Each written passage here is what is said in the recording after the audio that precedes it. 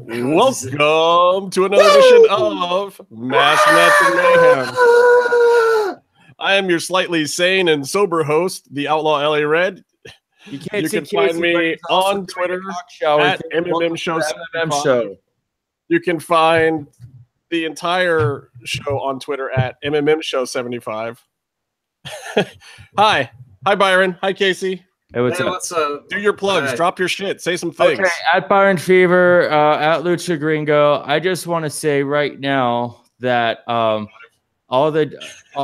very happy that all the jokes about not being able to see John Cena has now been replaced by all the extremely funny jokes about how even in his real life, especially regarding his engagement, he always kicks out at 2.9. Ouch. Really? Did you go to like comedy class for that? I read it somewhere. Oh, you read that. Yeah. You know what? You know when he didn't kick out at 2.9 against the fucking Undertaker. Dong. I know where you didn't read that. You didn't read that on Reddit. Did they ever get back to you? No. So here's an interesting little piece of info. Somehow the MMM show got banned from the Lucha Underground subreddit. I have no clue how that's even possible. We have to be absolutely the most inoffensive people on that entire thread. I don't know if they didn't like us posting links to the show or if Byron logged into the account and inflamed somebody or what was going on. But somehow I'm actually kind of proud of it, where I'm re-earning that outlaw moniker that I was given so many moons ago. I just want to say that even though Reddit is a harbor for pedophiles, our account was not used to browse any of those subreddits. I thought we were only allowed to call them nonces now. They're pedos, and when you say it, it's all caps, and when you say it, it's a crime. I think it's interesting. So anybody who has a Reddit account and whoever goes to the Lucha Underground subreddit, ask the moderators or start a thread on there and ask why MMM Show has been banned from the thread. I think everybody should just harass those guys just to see if we can find out exactly what happened. Which it's fine if for some reason we broke a rule or they just don't like us, or maybe we don't talk about Lucha Underground enough, even though I'm pretty sure we're the only podcast that is over 90% dedicated to just Lucha Underground. It's funny because they have matches from SmackDown on the top of the fucking subreddit, but they pulled our posts. So yeah, great job, mods. Great job. I see now they're cleared for even more posts asking if Johnny Mundo will be in Lucha Underground again. Follow-up question: do you think Taya will be in Lucha Underground? Do you think Alberto Del Rio will be in? Oh, that's actually a real thread. No, so's the other one. Yeah. I wonder if Drago's going to be back. I'm a Reddit poster. Eat a bag of dicks. Byron's salty tonight. I think it's a little bit of gimmick infringement here. He's dressed like Mark Henry and he's stealing my angriness. It's like somebody You're not angry because you have the video turned off and you're jerking off the whole time. We know this. It's like the 10th time you've done this. Well, you did wear a pink jacket. I'm sorry you guys are so pretty. Jesus Christ. I mean, I'm take it as a compliment. Video's only, chest and up. You can't see my hands. But hi, Mallory. I'm saying hi to Mallory. Hi, Mallory. Hi. Oh, there's a chat room. I'm so like Instagram posts so people know that this is happening. If anybody has any questions, please feel free to post them in the chat room, and hopefully Byron will be paying enough attention, or maybe I will. Yeah, unless it's Mr. Krabs. You don't get any more fucking questions. Yeah, Mr. Krabs has a question. How do I hang myself? Why does it burn while I pee? Help you with that question. Man. What? Yeah. Hi, Rebecca. Krabs is dark. See, Justin keeps saying hi to people, and like it's scaring me because I'm like looking at a video game screen at the same time. I'm playing Yakuza 6, man. I'm trying to get to where the New Japan dudes are at, and I'm not there yet, and it sucks because I want to be friends with Naito. Naito. I wish I was playing Overwatch right now. I am loving that game. I'm so addicted to that crackish game now. Nice. I wish you had bought it on a system we have so we could play with you, but it's fine. I wish I wish you called it that cracker game. That's what I thought you said at first. Byron, there's only one racist on this show, and it's you. I'm not racist. I'm so woke you don't even know it. Oh, you're not woke. Your middle name's Harris. What are you talking about? You know, I think I would think like the Call of Duty games would probably be the cracker game, judging by how many times I get called the N-word while playing it by 12-year-olds. 12-year-olds from China. Yeah. Idaho. Yeah. It happens. Which just reminds me instantaneously, as soon as you said that, of N-word Taker and Willie Mack talking about N-word Taker, and I can't even say the guy's name. I love the N-word Taker. He's awesome. He's a legend. No, dude, he has another safe for honky's name. I forget what it was though. It's just like the Soul Taker or something, but he's got another name. Okay. Yeah. You do the match of the week, and it has to be like 10 N-word Taker matches. Dude, no, the match of the week this week, Cubs fan posted it, bro. It's fucking Michelangelo versus Donatello in the Battle of the Ninja Turtles, Mask versus Mask in IWRG, because they had a little tournament or a cage match or something. I forget which it was, but the losers, the last two people, had to face each other in a Mask versus Mask match. But it came down to two of the Ninja Turtles, man. And hey, dude, the match sucks, but Jagos, awesome. hi Jagos. Is that a spoiler? Or is that Jagos? Hey, take it easy, Justin. Easy. We'll say. How do you say it? How do you pronounce it? Agos. I thought we got past the racist bit of our gimmick, and we're talking about turtles now. Dude, it's kind of fucked up because, like, you know, they start the match and Michelangelo's like, brother, I don't want to fight you in a mask match. This is tearing me apart inside. And Donatello's like, fuck you. I don't want to lose my mask. And he starts beating the shit out of him. It's like blood everywhere. Fucking both guys are just bleeding all over the place. The match is kind of shitty, but I just want to say that because you've probably already seen my tweets talking about the match, it solidifies that Michelangelo is the best Ninja Turtle. And yeah, because not only did Donatello lose, he's just some fucking guy that's 21 years old, not a teenager or a fucking turtle. So whatever, man. Wait a minute, there's already heat going on in this chat room. So Jagos says that there was heat from him and Byron last time he was here visiting the show. That's not acceptable, Byron. Why are you angering our fans in the chat room? That's unacceptable. You know what's very alarming? The fact that when I come out and do investigative journalism and declare the show, you know where I'm going with this. As strict as like we take a hard stance against pedos, and all of a sudden people start objecting to the content of the show. Is that a coincidence, Jagos? Yeah, Jagos, are you a fucking Reddit mod? Is that what's going on? Oh my god. Just if he is a Reddit mod, find out why we got banned from the Lucha Underground subreddit. Like, do we have to take business over to Squared Circle? Is that what's happening? Ew, no. Is everyone forcing us onto the Squared Circle? I'm not going to do that. Look, man, the only reason I'm on Reddit is to talk to people about the Yakuza games and maybe Far Cry and like maybe some action figures once in a while. Like, I don't even post in the Lucha Underground sub anymore because the questions are so dumb. Who gives a shit if we got banned? See, this is a real conversation we had. But we need to spread the gospel of the important content, like what we're making now. I just raised the questions. Yeah, I just posed the questions, man. I'm just wondering what happened. I bet Casey did something. You know, it probably is me shitting on Reddit every single episode of the show. Like, maybe they finally actually listened and they're like, fuck these guys, which I really hope it is because fuck them. Hi, Bill Machetes. Hello. I could go for some tacos. I have an important question for the chat room, except for Jagos. Should I order Domino's right now because I'm hungry? You should order some Papa John's because they're in line with your political beliefs. First of all, no. Also, greasy. Also, I don't have that many options. It's 11:23 in West Palm Beach. Yeah, get the Domino's then, dude, because yeah, you should do it.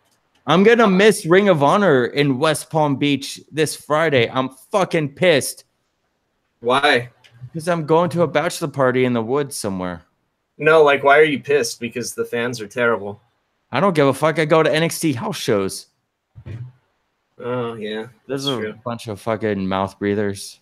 Yeah, I don't go to anything. They ask you not to make too much noise. Wait, you went to Monster Palooza though, didn't you? Oh yeah, I did. That's where my picture's from. I got to meet Sir Anthony Hopkins.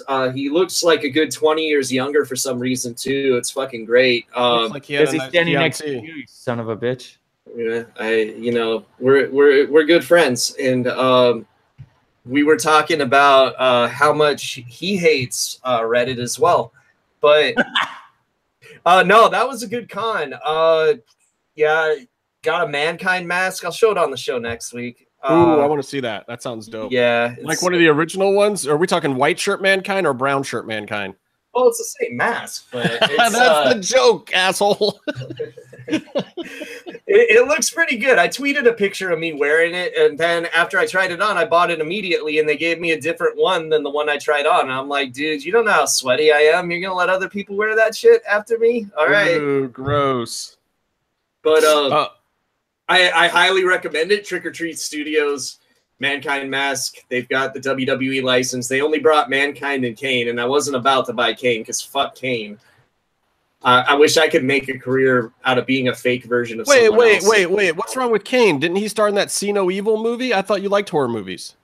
I like good horror movies, Justin. Well, then the real question for tonight, and I promise CM Roach, who could not be on the show this evening because of previous plans, though he was hoping to be.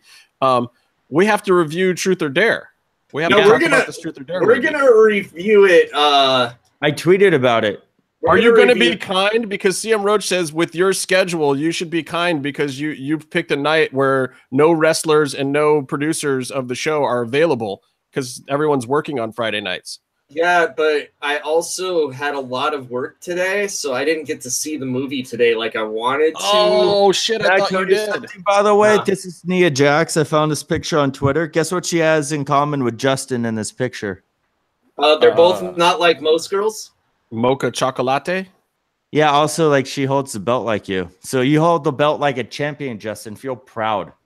Well, that's good. Or she holds the belt like not a champion. Just saying. Or Justin's not like most girls. Oh, God, that was a terrible joke. I'm fucking tired, guys. Like, all my A material went away like 4 hours ago. And I just yelled it in an empty room to myself while playing video games.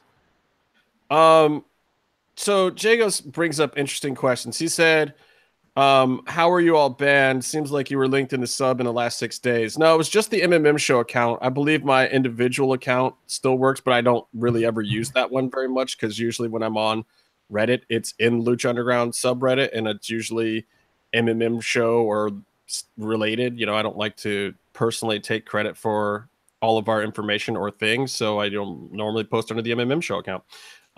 So yeah, I find it very interesting in general. But yeah, I think everyone who's listening to the show, just send the moderators a DM and ask them why. Why were the guys with the most inside information about Lucha Underground banned from the thread that is supposed to have inside information about Lucha Underground? And when you do that, I want you to also put in there, Casey thinks it's stupid that I'm doing this, but Justin and Byron want me to. Yeah, Casey said that we shouldn't even discuss it, but I don't really care one way or the other, so I'm just like, whatever. So, and this kind of brings an interesting point up too that Jagos was saying, you know, what was the point of that when there was no Lucha Underground on? And believe me, for a long, long time, there wasn't. And we asked ourselves many a time, what's the point of a Lucha Underground podcast when the show's not on the fucking air? But we talked about other shit. Yeah, we talked about AAA and all that. Episodes. Right. And we're in a little bit of that period now. I mean, we've got this lag until June 13th of, okay, you know, there's been a new season. It's been taped. I was at all of them. Byron was at some of them. Casey, where's Casey? Nobody knows. So we've had like some hype and some drama and some great things going on directly related to Lucha Underground. And then last week we had, you know, Impact versus Lucha Underground, which was really more like Impact versus TNA. I don't know.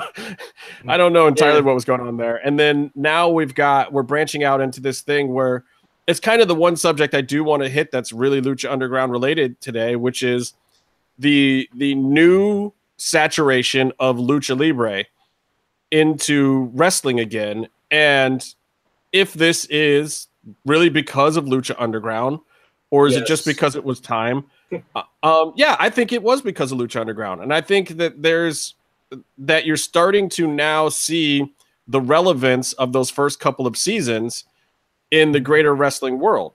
It's like everybody, you know, that had their other little niche products, if they were a New Japan fan or PWG or Ring of Honor or TNA at the time, like people who were kind of in these subgroups of wrestling fans, you know, a lot of them hated on Lucha Underground for a long time.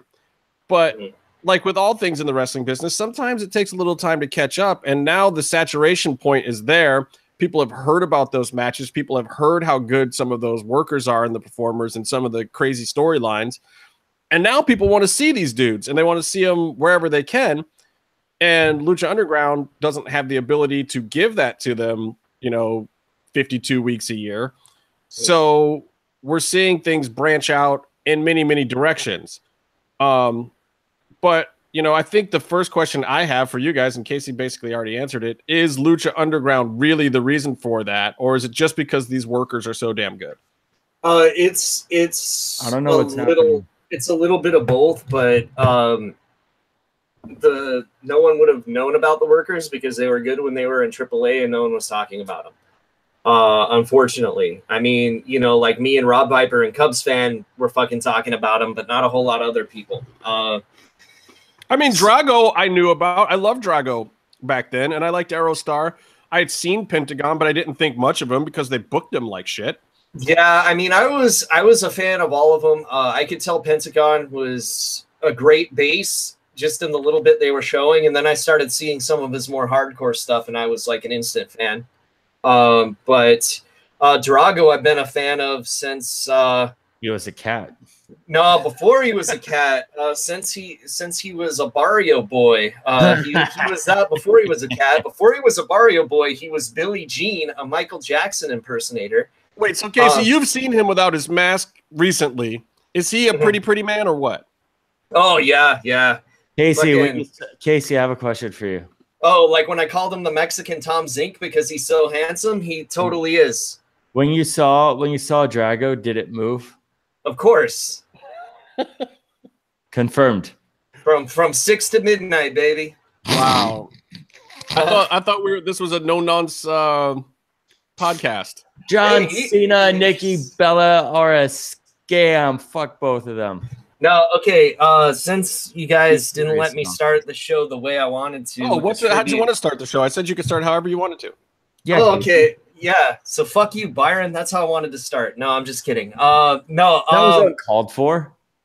I do want to say rest in peace, Bruno Sammartino, but we've also lost someone that was far more influential and loved by me in the wrestling business, and it didn't get a lot of coverage. And that was the great Paul Jones. If you've ever watched Mid-Atlantic Championship Wrestling, it's on the WWE Network. The dude was pretty dope manager. Like, he ran the Paul Jones Army, which, you know, had like the Russians and Abdul the Butcher and the Powers of Pain. And their main feud was against the Boogie Woogie Man, Jimmy Valiant. So, you know, he's just like, all right, daddy. All right, who wants to eat a chip from my beard, daddy? And then, you know, he would send guys after him, and, you know, like Manny Fernandez and Ravishing Rick Rude and like all these awesome wrestlers. And he would always dress like, you know, sometimes he would dress like in colorful suits, like a Cornette or a Heenan, but a lot of the time he would wear like a safari outfit when he was managing, and that was just dope because he wasn't Kimchi, but he kind of dressed like him, you know. Yeah. And yeah, he was pretty great. He's someone that not a lot of people saw things of, but if you go on the WWE Network, he's like the main heel manager on Mid-Atlantic Championship Wrestling, which has got some good stuff. If you want to see fucking Jack Briscoe tear it up, good place to go too. So yeah, good stuff. But hey, Paul Cross, what's going on, brother? So yeah, man, I just wanted to say a word for Paul Cross. I wanted to say a thing for Paul Jones, just because a lot of places aren't covering it because Bruno's getting all the press. Which also, speaking of Bruno's press, the New York Times can suck my dick because they used his obituary as just an opportunity to bash wrestling, and it's not the time or the place for that. They could eat shit. Okay. There we go. That's all I wanted to say.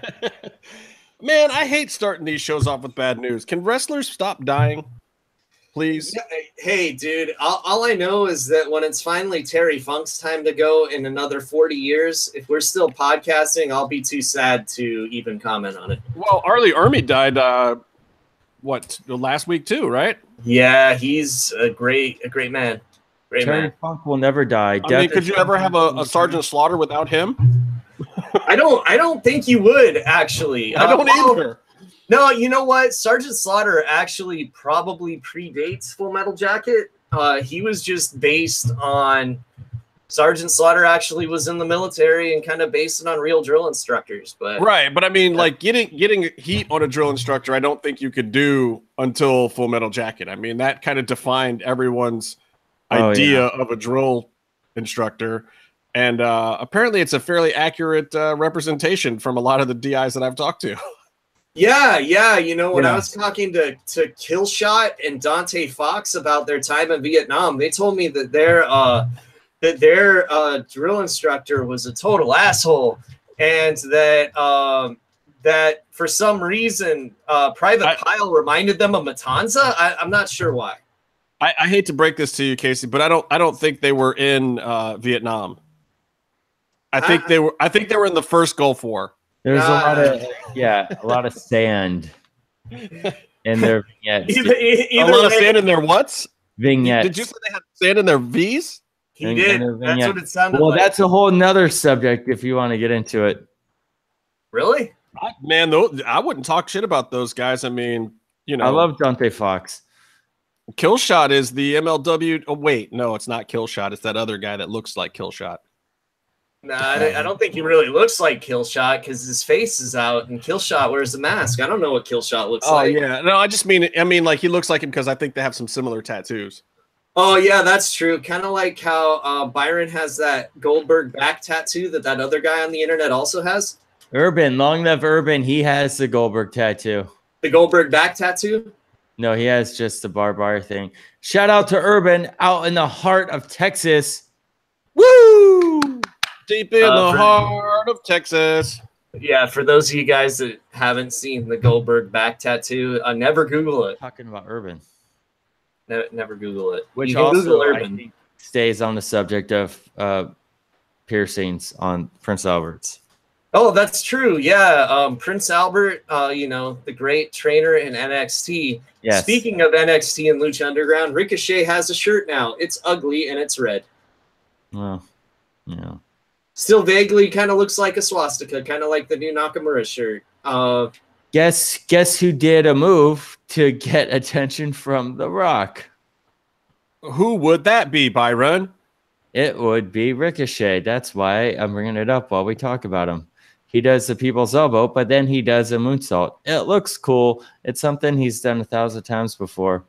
He does understand that most of that locker room is not going to be happy with him just because he's the flippy shit guy, right? He looks like it. Well, I like Ricochet and I like his matches, but when he's like really feeling it in a way, he's dancing. Like he looks like he's dancing. Like he moves his arms. Not like Dean Ambrose dancing in the middle of a match. He's cool. But you know what I mean? All right. So here's where what I'm wondering about, because there's this big puzzle that's kind of starting to come together with Lucha Underground and Lucha Libre and the saturation. Because really, if you're looking at the saturation in the States right now, who are the guys that anybody wants to see? It's Penta, it's Phoenix, it's Drago, it's Jason the Terrible. But it's not Jason the Terrible. It's Cuerno Freddy and Krueger, Crypt the Keeper, purple alter ego. I mean, these are guys that were AAA guys, but at the same time, I don't know that anybody wants to see them because they were AAA guys. Why are you using past tense, Justin? Well, And that's the funny part, because are they past tense? Okay, I think Cubs fan, I want you guys to read what Cubs fan said about this on luchablog.com. He's 100% right, by the way. Yeah, from everything I've gathered, he's 100% right. And, I consider Cubs fan a friend. He's one of the few wrestling fans I respect and don't think is just, like, weird. Yeah, he's a good dude. And also used to be Mathematico, the luchador with the numbers on his face. Cubs fan, that was actually him good 20, 30 years ago. He's very old. And that's why he knows so much, because he's wise with his age. And he saran wraps his knees, and that's how he stays young. And he's been in every locker room. He has, and he's had fights in every locker room. The dude's a shooter. He pulled out a guy's eyeball once, and the mythology of Mass Mats and Mayhem is amazing, people. Yeah, it's amazing. That time the Cubs fan kicked Haku's ass is legendary. And but anyway, he's talking about how, it looks like Phoenix and Pentagon are going to be working with AAA again. They're not going to be full-time wrestlers probably, and it's going to be like Blue Demon Jr.'s deal, where they'll hype them up like a big fucking deal, not use them all that much, but use them on big shows. And they're not technically AAA guys, but they're AAA guys. You know what I mean? Like, right. So here's the question. So here's what it boils down to. You now have Penta and Phoenix doing MLW, which is taping TV on BN Sports. Yeah. You've got Penta and Phoenix doing Lucha Underground, of course. They were, in fact, present for season 4. I don't think that's any surprise. I mean, Penta came in as the champion, so he left season 3 as the champion. I don't think that's a surprise. And then you've got Penta and Phoenix now headlining an Impact pay-per-view against Austin Aries, which is pretty interesting. Good match. Yeah. Then you've also got Rey Mysterio announcing this week that he's going to be doing some stuff for AAA, kind of the same deal as Blue Demon. He's just going to come in, take a big fat paycheck, not work a bunch of shows, but he's going to show up. And while working for both WWE and New Japan at pretty much the same time. Yeah. Now you've got other interesting things like Drago and Aerostar being advertised on the Impact pay-per-view as representatives of Lucha Underground. Right. And then you've also got Vampiro doing this I'm retired, I'm not retiring, doing a stretcher spot to get written off of TV. This weird scenario where he said he was going to announce something, but then didn't really announce it, and then just kind of retired, but really just said that he wanted to go out in Monterey. Very peculiar.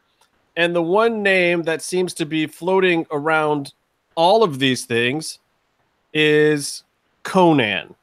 Yep. What a surprise. No, but that's awesome. And people are like, wait, didn't he totally fuck off AAA? Do you know how many times this dude has totally fucked off AAA and came back? The dude even started his own promotion once. Well, actually kind of twice. And stole all the AAA talent and came back after that. Yeah, and then you've got other interesting things, like a lot of the young talent that had been appearing at the Crash that is from Tijuana is going to be appearing in Tijuana for AAA. Yeah, a lot of the undercard guys, like the really, really young dudes that are really up and coming. And yeah, but guys that Conan has been talking up since he started the Crash. And this is great exposure for them. Like, I'm so excited for these guys to get this kind of opportunity. And then you've got Conan on Keeping It 100 talking about how if those guys really want to make it, they should move to Mexico City. At least a couple of them that obviously he has earmarked in his mind.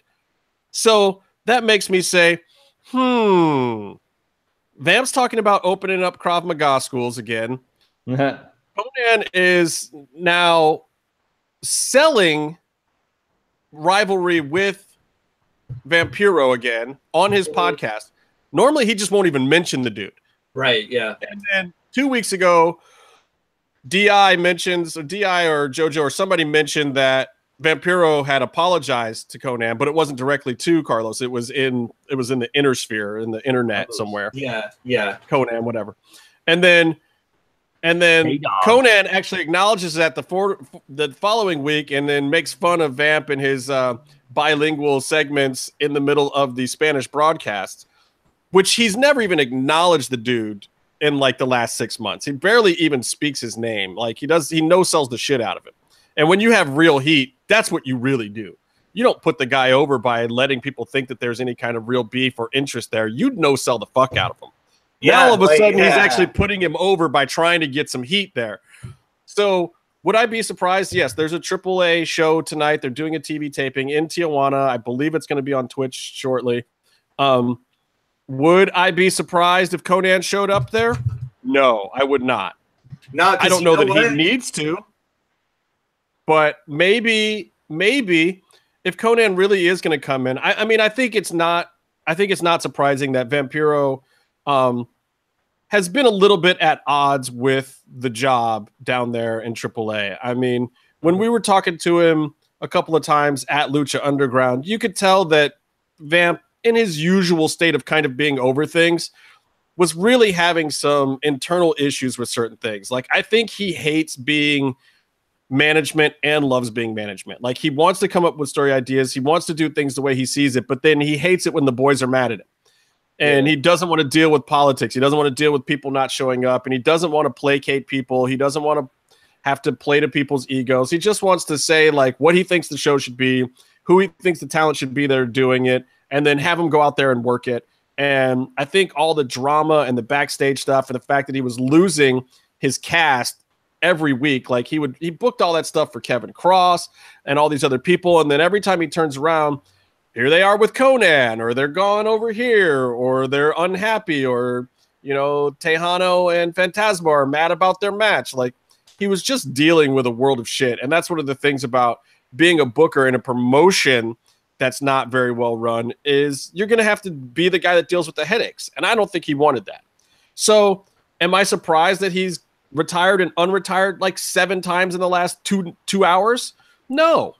I probably would too if I was, getting to be that age, looking at my life, trying to get things squared away. He's got a lady that he's really in love with now, trying to figure that shit out. So will I be surprised if he walks away or if he wants some help?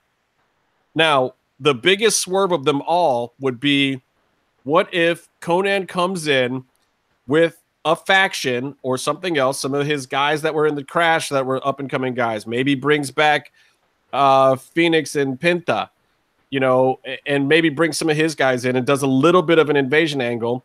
And then Vampiro can book himself against Conan, who has said that part of the reason why he had the surgery, part of the reason why he's trying to heal up, is because he wants to go on this farewell tour. He wants to go out and do all the big spots one last time with Ray and a couple of his buddies, and then you got Ray coming in now too. I would not be surprised if all of a sudden Conan is there, they work an angle and either get Vamp out because Conan's going to come back in and help out a little bit more, or Vamp stays in and they just work something for a little while where Conan helps ease the burden of it. They get the promotion hot again by bringing back some of the talent that they've been having issues with and been at odds with. And then, take it from there. AAA still has great TV deals. They still have great presence in the wrestling world. They're still a big player.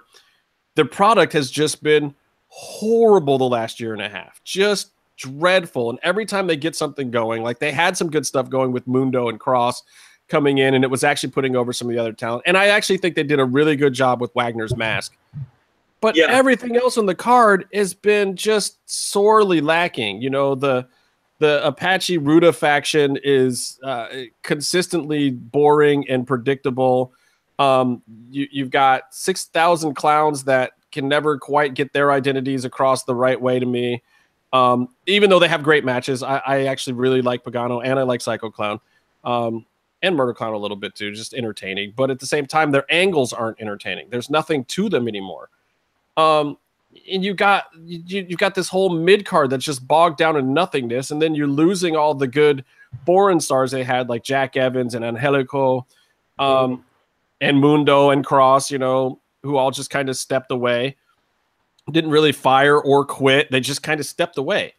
And the thing is, they got to have hot angles, you know? And I don't see that happening without Conan. And I think that's part of where you finally get the symbiosis backstage where everyone is looking at the fact that, oh shit, Conan got us all. He worked us all. Because, yeah, he might have been fired from Lucha Underground, but he walked away from AAA. He walked away from the Crash. And the Crash is going to come out the big loser if this is really happening. Let's be honest. I mean, they were the hot ticket in town, and that was really because of Conan. They're still the hot ticket right now, but that's because Conan hasn't fucked with them at all. He's kind of let them do their thing, and he hasn't really, you know, had any hard feelings with those guys and walked away. But if he starts helping out any other major player, not Mad down in Monterey, but if he starts helping out AAA, that's the curse of death for the Crash. That kills them. I mean, as being a major player. And then there's a question in the chat room. Hold on, one more thing I want to throw in though, and the thing I still don't get is Aro Lucha, and I'll tell you my thoughts on that in a second. And Macias, yeah, is that the one you're going to ask me about? Yeah, that's I just read it in the chat room. He's not coming back. No, I don't. No. But I think with all the stuff going on, I mean, if you come back with Conan. Well, but here's the thing. Here's the thing with Macias, Ricky Banderas, Mil Muertes, whatever gimmick he's working. He's got to do what some of these other guys did. He absolutely could be one of those guys. And I think at this point in time, if there's ever a week where never say never in the wrestling business was more true than right now, when is it? So I wouldn't say never, but I would say this. If he's smart, what he needs to do is he should go do Aro Lucha. He should go do all these indie shows that the other guys have been doing. Do the bar wrestling. Do Wrestle Circus. Do AAW. Make the rounds. And it doesn't even matter which gimmick. If it's Mil Muertes, you know, if he's doing some licensing thing with Lucha Underground to use as Mil Muertes, if he comes out as Macias or, you know, the WCW version of Macias, whatever he wants to do. If he just wrestles as Ricky Banderas, who cares? He's got to go back that Jim Casey, what's his name? Mortis manager. Oh, James Vandenberg. Yeah. Great. Sinister Minister. Sinister Minister. Yeah, that guy's great. He is bald now, and he has the biggest head I've ever seen. Like, he makes Kurt Angle's head look small. Well, I think Ellering has proved to the world what happens to the great old school managers these days. Oh, God damn it. I am so mad about that. Oh. He did say he loves to travel, so we're all wrong. They just fucked him. Yeah, of course they did. That's just the way it goes now. Like, people don't believe in the old school manager, even on the indies. Like, you know, even on indie shows, dear God, set up a match. Let somebody cut a promo. And if the talent can't do it, that's what the fuck managers are for. Put a stable together for one night in your indie promotion, guys, and have the one guy that you have in the back that's got some kind of stake in your company that can talk, go out there and talk. Why the hell do you think fucking Paulie Dangerously ever existed? Right. You know?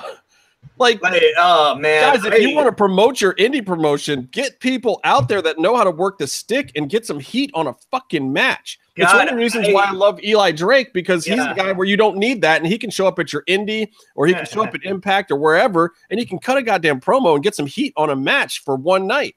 You know how much I would love to have that role, to be like some fucking wrestling manager? I'm way too tall for that, though. That's the problem. You can do it. You just have to bump.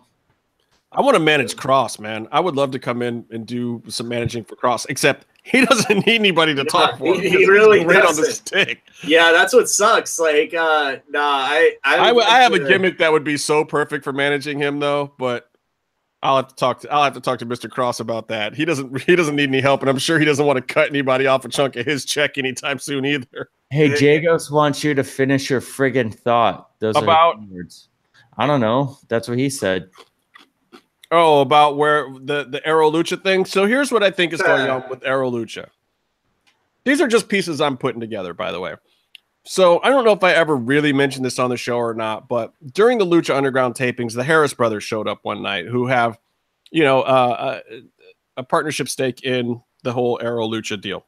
Yeah, the Nazi Harris brothers, or whatever you want to call them. Neither here nor there, whether you love them or hate them. They showed up and they're involved. Okay, and I'm thinking to myself, wait, this is the biggest competition for Lucha Underground. These guys can't possibly be invited guests. I saw them in the VIP, and then I didn't really see them the rest of the night, but a lot of the AAA brass were around. And anybody who's been kind of in and around the Lucha Underground sphere has known that everyone has thought that touring was a big missing piece of the puzzle. Getting these guys work outside of Lucha Underground was going to be a big factor, because they realized at a certain point that they're not employing these guys all year, but they have them under these contracts. So it's always been something they've known and acknowledged. I know Evie Dub's idea, when we first met the guy and ever really talked to Evie Dub, he was talking about his grand scheme. His plan was to hopefully have 40 episodes of Lucha Underground a year that aired, and in the off season to be touring.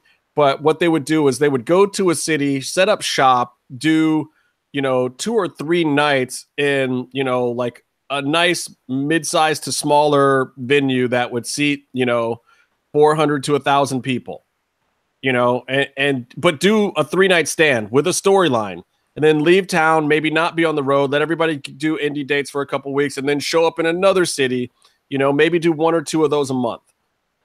And that was what he pitched as, like, telling us who were just fans that, could have been anybody. That was his dream for Lucha Underground. And it seemed to be seconded by DeJoseph and Roach and a lot of the talent. And that's what people were really hoping would happen. One giant problem with that: Roach and DJ and Evie Dub and MGM and Factory Made were not the people responsible for making that happen, because of the fact that Lucha Libre FMV, which is Dorian Roldan's company and his partners, and basically AAA, not necessarily just AAA though, because there's other outside investors, and people forget that. People think it's all one thing, but it's not. Lucha Libre FMV is not AAA. It is a separate limited liability corporation that controls the intellectual property for Lucha Underground, period. It is not necessarily AAA. Dorian just happens to be in both. So moving on. They were the ones that were responsible for merchandising, for touring, for all these outside things, because it's their intellectual property with which to do those things. And all MGM could do was support it, or DJ could go and work for Lucha Libre FMV, and they could have him book those shows. But they had to pay for it. They had to do it. They had to get the touring. They had to get the rings, the road crews, whatever was going to make the show on the road happen. You get Austin Warfare because that's El Rey promoting the TV show for one time. They're not going to do that every week. They don't need to do that every week. It's not part of what they do. They make a TV show. They don't promote a wrestling company. That's Lucha Libre FMV's job to do. So that being the case, certain things never happened. I don't know why some of those things never got organized. Merchandise was really slow to trickle out and was all over the place, and too many people were involved, and it took ages to get t-shirt designs approved, and everybody had a say, but then nobody was in charge of actually making it happen. Then the same thing kind of happened with touring, and if Cricket hadn't popped along and said, hey, we need to do some publicity, we're interested in doing that in the wrestling world, here's some cash to go promote these events. I mean, that whole In Vivo thing, that came out of nowhere. That was like 2 weeks, and hey, let's put Lucha Underground on the road in some state fairgrounds and some shitty rickety rings. Like, nobody knew what the hell they were getting into when they did that, and it was not anyone's idea of how to tour Lucha Underground. Right, so, and also they went and brought their business to WWE instead when they saw that no one knew how to do things properly. But right, so yeah, but just recently, Lucha Underground did a deal at what, a Verizon store? Was that right? A T-Mobile store, a Verizon store? That's a much bigger player. Yeah, Verizon is a lot better than drug dealer burner phones for sure. Right. Yeah. Drug dealer burner phones might be more the right market. Just saying. Possibly. I know. Oh, Boyle Heights. Is that what we're going with this? Yes, 100%. What's up, Mega Drive 64? How do you feel about building brown bricks? I don't know. I just like the name Mega Drive 64. Mega Drive 64 is very in favor of. Is this because I hashtag Minecraft podcast? Yeah. Yeah. Anyway, so what I'm getting at here, though, you've got the Carlos connection, as I like to call it, Conan's whole deal. What's up, race fan? Dog. And then Driller. You've got this Aro Lucha thing, and here's where I think Aro Lucha fits in. I think Conan and Dorian are getting along. They are talking. There's something happening there, and I think Conan was the one who said, "Look, bro, you ain't never gonna tour. You can't get your shit together with that. I got a solution. You can license some IP to Aro Lucha, and that can keep the boys happy, get them out on the road, but you got to let me use them on TV." How come your Conan impression sounds so Armenian? Bro. Tejano. Please, bro, you want to try some cologne, bro? Dude, Conan, and all of them, if they're in bed with the Nazis, then fuck this promotion. I'm just saying. Is it Conan writing Aro Lucha? Is it Conan getting a new job every 2 years? That's weird.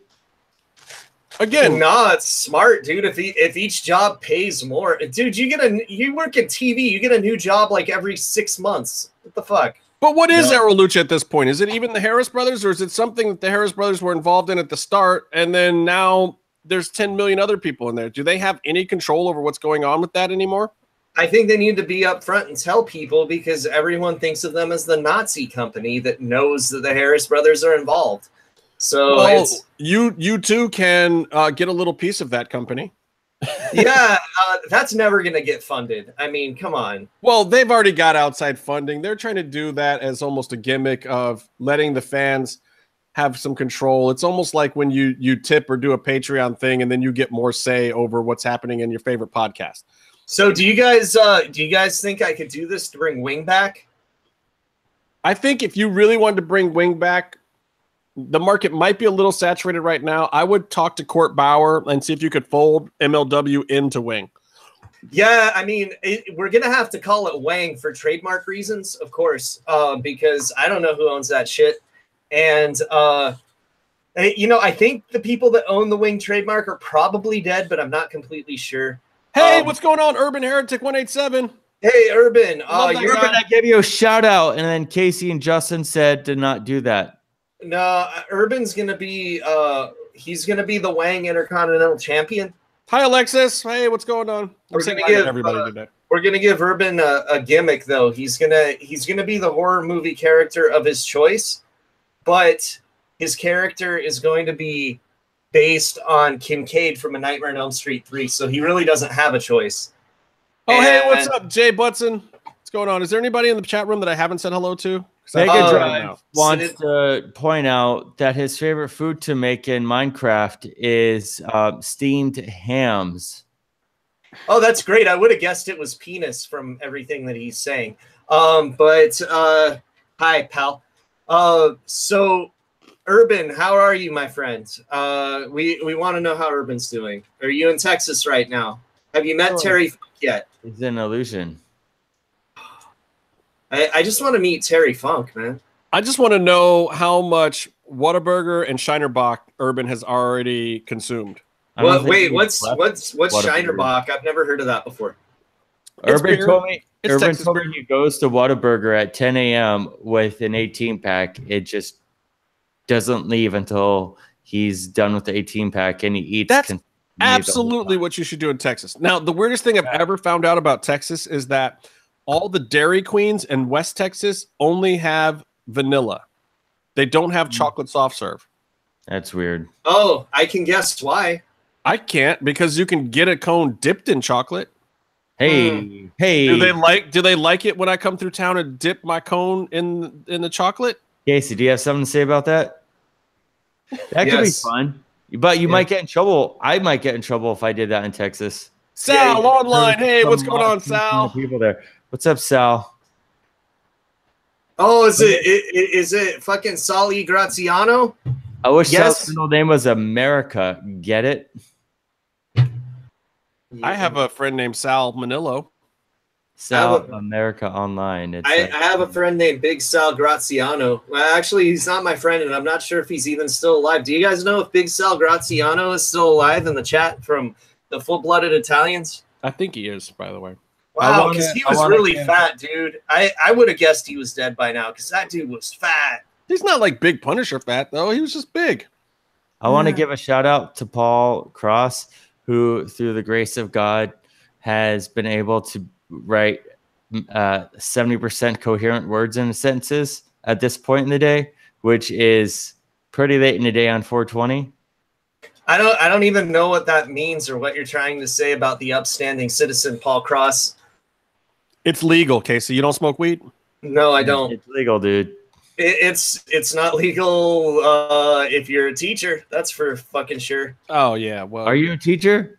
I'm gonna be a teacher. Are there rules against that stuff, or since it's legal now, can you just go and smoke weed and then just not be high when you're teaching classes? No, actually, it's still at the employer's discretion. So if you're at a place that doesn't want its employees smoking weed, like a heavy machinery place, like where I work at, heavy machinery, stakes and weights. Asa. Interesting. I like this thing. I have a medical marijuana place or a distribution place right here on my street, and I've never been inside of it. Honestly, I've never been into that stuff. I've never even tried it one time, and I hope we lose listeners from that. Now, don't get me wrong. I have been in several. I just haven't been in the one on my own street. I don't know why. And I hear it's like one of the best ones in the valley. I don't know. They're right there. All I know is since this has become legal, it takes way longer for me to get my food at McDonald's, and it just sucks. Just saying. Deep in the heart of Texas. Sorry, that was for Urban. Oh, dude, it's all good. You know, Terry Funk's from Texas, too. I'm going to pretend it's also for him. It's always for the Funk man. You know, I think the first time I saw Terry Funk wrestle live, his knees were shot. Mm-hmm. And then the next time I saw Terry Funk wrestle live, which was, I think, 23 years later, they were still shot. You know, it's kind of like that with Keiji Muto, but Homeboy just got some new knees. Moonsaults. Yeah, Terry Funk is a madman. So, I don't know. I'm still trying to piece together this whole thing. The MLW part of it is a little strange too, but obviously anybody that knows Conan's history, he did a podcast with Court Bauer for a long time. Court Bauer started MLW a long time ago. It kind of fizzled out, but clearly he has more juice and he has a true love for trying to do something. Even though we've had various weird, moments of heat with Court, though completely one-sided from us. I just didn't like his misreporting on certain things, but I know where he was getting his information from and why he was saying the things that he was saying. But I didn't like when he said DJ worked for him, which was hilarious and funny. And epically nuclear heat, almost on the level of Byron and DJ. Yeah. Never heard of him. Yeah, Krista Joseph. He's a friend of yours, right? We're good friends. So, I mean, I see where Court fits in. I mean, he used to hang out with some of the AAA guys. He knows, some of those guys. I think he has a friendly relationship with Dorian. I know he has a friendly relationship with Conan, even though Conan kind of just pieced out on him and did his own podcast. Got a friendly relationship with LA Park, fucking used him all the time in the old MLW. Where's he at, man? I love that man. So I wish nothing but the best to MLW as well. I'm kind of interested to see how their show goes. It was really tempting for me to actually purchase BN Sports on my Sling package today. But wait, you can get it on Sling? Okay, because but it's on an extra tier. Oh shit! You got to pay more money for it. So but is that the tier they moved Lucha Underground to? No. Well, okay. So here's what I did. I switched to the overall package that has El Rey in it, which is $5 more a month. So I think I paid $25 a month now for Sling.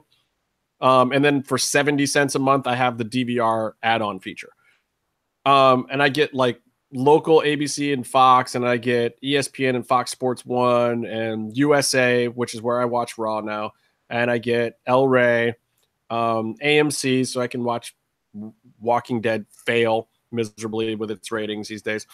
You know, there's some decent stuff in there, but then the sports package that has like Fox Sports 2 and BN Sports and a couple other things, I think is another $4 or $5 a month.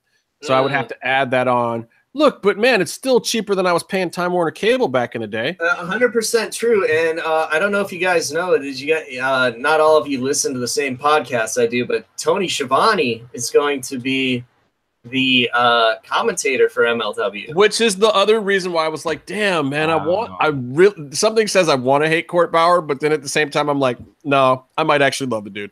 And I love the fact that he's approaching the show from a more sports call. Like, we've gone so far into sports entertainment now. We've gone so far into being past kayfabe. And the best things that have ever happened on WWE at this point are these pseudo worked shoot promos that Cena and Roman are doing and shit like that. And it's like, wrestling has become so fake that I almost want somebody to just tell me it's real again. Just pretend it's real again. Like, call it like it's a sport. Call it like you don't know what's happening. Like you don't have all this inside info. Yeah, like New Japan. Oh, Byron, I'm glad you brought up New Japan because I have a cool translation thing I'd like to share with our audience. That's kind of awesome. It works a little better for Lucha than it does with Japanese wrestling, but it'll work. Google Translate, the actual app on your phone. If you use that, there's this camera feature, right? And it will translate words real time while you're pointing a camera at it. So if I have a sign that says like something in Spanish, I could point the camera at it and it'll put the English text almost in the same font right on top of the Spanish font. And it's like I'm looking at it in English, right? And the cool thing about that is it works with TV too. So if you're ever looking at something on, say, like you're watching Twitch AAA, and they put something on the screen that you don't understand that's in Spanish, you can point this at it, and it'll put it in English for you on your phone. The Japanese is a little too literal, though, because it tends to more translate each individual kanji than actually read words sometimes. Because, you know, I studied Japanese for a little while, and a kanji will literally translate to man floating up river. And it's someone's name, right? But then the way it's being used, it actually means you're fucked because that rice is soggy. Like, right. And you just have to know that. It's like British and Australian rhyming slang. Like, you just have to know it or you don't know it. Yeah. Right. And see, the cool thing is, though, the Spanish on it is so far along now because obviously it was probably one of the first ones that they tried doing. That it works great. Spanish is a language that actually makes sense, other than the weird reverse conjugations that they have in a couple of things. It actually translates. Like, even if you think about English, we say "what's up."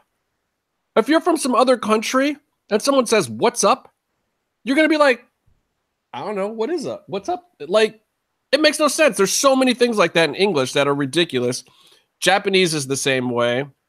I don't even want to think about Russian and Cyrillic languages. Like, what the fuck is that? I don't even understand how they came up with that. Like, you know, Spanish is one of the few languages, like, I wish I knew fluently because it actually makes freaking sense. And honestly, when you're talking about translating stuff, I think I can understand Hugo in the Spanish broadcast from AAA better than I could understand KG at Triple Mania.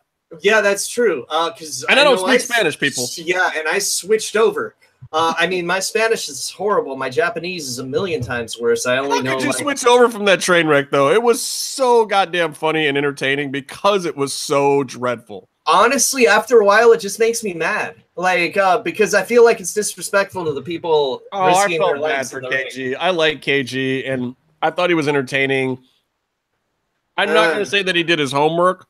No. I'm going to say that he was 100% trying to do a good job, was 100% excited about it, was happy to be there, was trying to put over the right stuff, just didn't necessarily have the resources available to him like that to do it. He's not that guy. He's not like some Matt Stryker who, even outside of being an announcer, is an encyclopedia of wrestling knowledge. I don't think KG's that guy. Yeah, Matt Stryker. He's the excited fan trying to do the job of that guy, and that's hard. Yeah. You know, second place at best, Matt Stryker is very knowledgeable about the world of wrestling. Some may say he's the second most knowledgeable of anyone that's ever appeared on this podcast, but I would say that. I'll put you over for that. Yeah. Hi, Titan. I love Minecraft 1942 better also, except they don't. Yeah, it's interesting because Urban plays these games and he could talk to these people, and even he's no selling them. Clapped, brother. I just like it that somehow a Minecraft convention has broken out on our show. I mean, look, we're getting views from Minecraft fans. God bless them. Yeah, they're probably all going to start making out with each other soon. It's great. You know, in their creeper costumes. But I think one of them is a troll and just kidding about the Minecraft stuff, and the other one actually loves Minecraft. I have a question. Sure, what's up, Byron? How come Booker T only gets to come back for 1 week to commentate on Raw? I know he's the best commentator they've ever had in the history of the business. Because it's a favor to him for discovering Ember Moon. Shucky, first of all, if I don't hear Shucky Ducky Quack Quack, I mean, I'm not going to watch anyway, but if I don't hear from someone else that he said Shucky Ducky Quack Quack, I'm going to be pissed. It's just, okay, Coach went to ESPN and said nice things about WWE, but the thing is, he's like the guy or the person in the room that you constantly, it's not like you purposefully talk over him, but you just don't want to hear him talk. So you immediately, when he starts talking, you start asking someone else in the room a question and drown him out. I've met some people like that at wrestling shows that we've done that too. It's interesting. I wish they would give Coach like the wrong address every Monday. Yeah. Hey, we're in Rio de Janeiro. Yeah, we're having another Intercontinental Championship tournament. Yeah, Byron, that's not nice, man. I get DMs about people saying that about you every week, but I ignore them. Tell him the arena is like 38 North Main Street, and it's really actually 38 South Main Street. He'll be on the other side of town like a fucking idiot. And then he'll just accidentally walk into a sting operation for pedophiles, bringing it back to Byron. Hold out on. of the current WWE lineup of announcers, who's really the worst one? Oh, I think God. Coach is the worst one. Who? Oh. Coach. Todd? He has nothing that he contributes. Some of them are like they do a bad job of trying to do something. I don't know, man. I like completely wiped clean the slate of old Coach. I'm listening to him as if he's a brand new guy, and I think he's genuinely better than he used to be by a long stretch. I like his commentary. I like where he's going with some of his angles. I think he's coming at it from more of an outsider fan perspective right now, which again, I think helps the product. Whereas all these other guys are just used to regurgitating whatever Steph and Shane and Vince are putting in their fucking headsets and trying to get over angles. Like, I think Coach is more on track because he's just winging it. Even Graves has become a fucking caricature of himself. Honestly, I do my own commentary in my head when I watch this stuff, and it's usually Dusty. Because, you know, he was great. You know, sometimes it's Terry because he did a little bit of, you know, commentary, and I think him, you know, and Dusty on commentary together would be great because, you know, Dusty would say something and he'd just be like, but you're an egg-sucking dog. I think what needs to happen is before the shows, I think the announce team and, you know, whatever producers are at Gorilla that are going to be in their headsets need to sit down, maybe even ahead of time with the writers and say, forget the whole heel thing, forget the whole face thing, forget the whole straight man thing. I think they all need to sit down and say, I like this guy because of this. I like this guy. This guy's my buddy in the back, or we rode together, so I want to say good stuff about him. I want to bury this guy. That, like, just divvy them all up. Surprise the shit out of all of us. Don't be so cliche. Don't have Graves be the only guy saying good stuff about a heel, but then trying to find some way to twist it so that he's still a babyface, but he's saying good stuff about a heel. Fuck all that. Like, have them pick their sides, pick their guys that they like, and then if the guy is a heel, they can put them over, but put him over as a heel. If the guy's a face, they can put him over as a face. Like, they need to lose this whole, you know, straight man, heel commentator, black guy scenario that they have going. A three-man commentary booth is automatically garbage. I've never enjoyed that ever.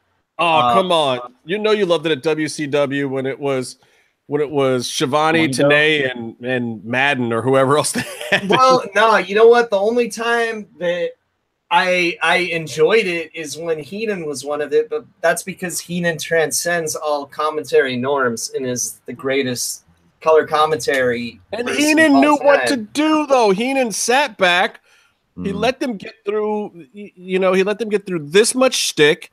And then he jumped in with his heel comment and then backed off again. I think as great as he is as a heel commentator, like, he was funny and, you're entertained that way. I think Jesse can be funny on a 2-hour broadcast where you only talk when you have something funny to say. I feel like if you want like a heel color man that's actually talking like the whole time and not just, I think that they need to emulate Jesse's work. And Jesse Ventura, fucking tremendous, because he could justify. I think Heenan even emulated Jesse. To tell you the truth, I mean, just filling in for him the first couple times he did it. Because I mean, Jesse was the heel commentator first, but Bobby has he had a different brain than all of us. Bobby redefined it by any stretch of the imagination. He absolutely redefined it. But I think that he clearly, especially the timing part of it, which Vince McMahon is responsible for, that timing of how a heel commentator is supposed to work for. Vince left those spots open. He would elbow the guy next to him that was doing the heel commentary. Vince is responsible for what that timing was, but Heenan knew it inside and out and perfected it when he was over at WCW and made it glorious. And now everyone's been trying to do it. And it's like, I almost miss Jerry Lawler sometimes, where he wasn't doing heel commentary so much as he was just doing this, Shecky thing, where he was just a complete ass clown, but you knew it, and you could count on him to just jump in when there was some absurd moment that needed to be made more absurd. Honestly, I hated Jerry Lawler's commentary. I'll be the guy that says it. I fucking hated his commentary. I hated it too, but I appreciate it now because I hate this new shit even more because it bores me to tears, and at least Jerry Lawler entertained me. I hated him screaming puppies, but when he did it, it was so on cue. You knew it was going to happen, and it got the story over. Yeah, I'd say story that some broad had big old fake tits. That was the story at the time. Look, Tori's going to mud wrestle with Molly Holly. That was the story. It was a different time back then. He had a stroke and he was comatose for 3 days the last time he had sex.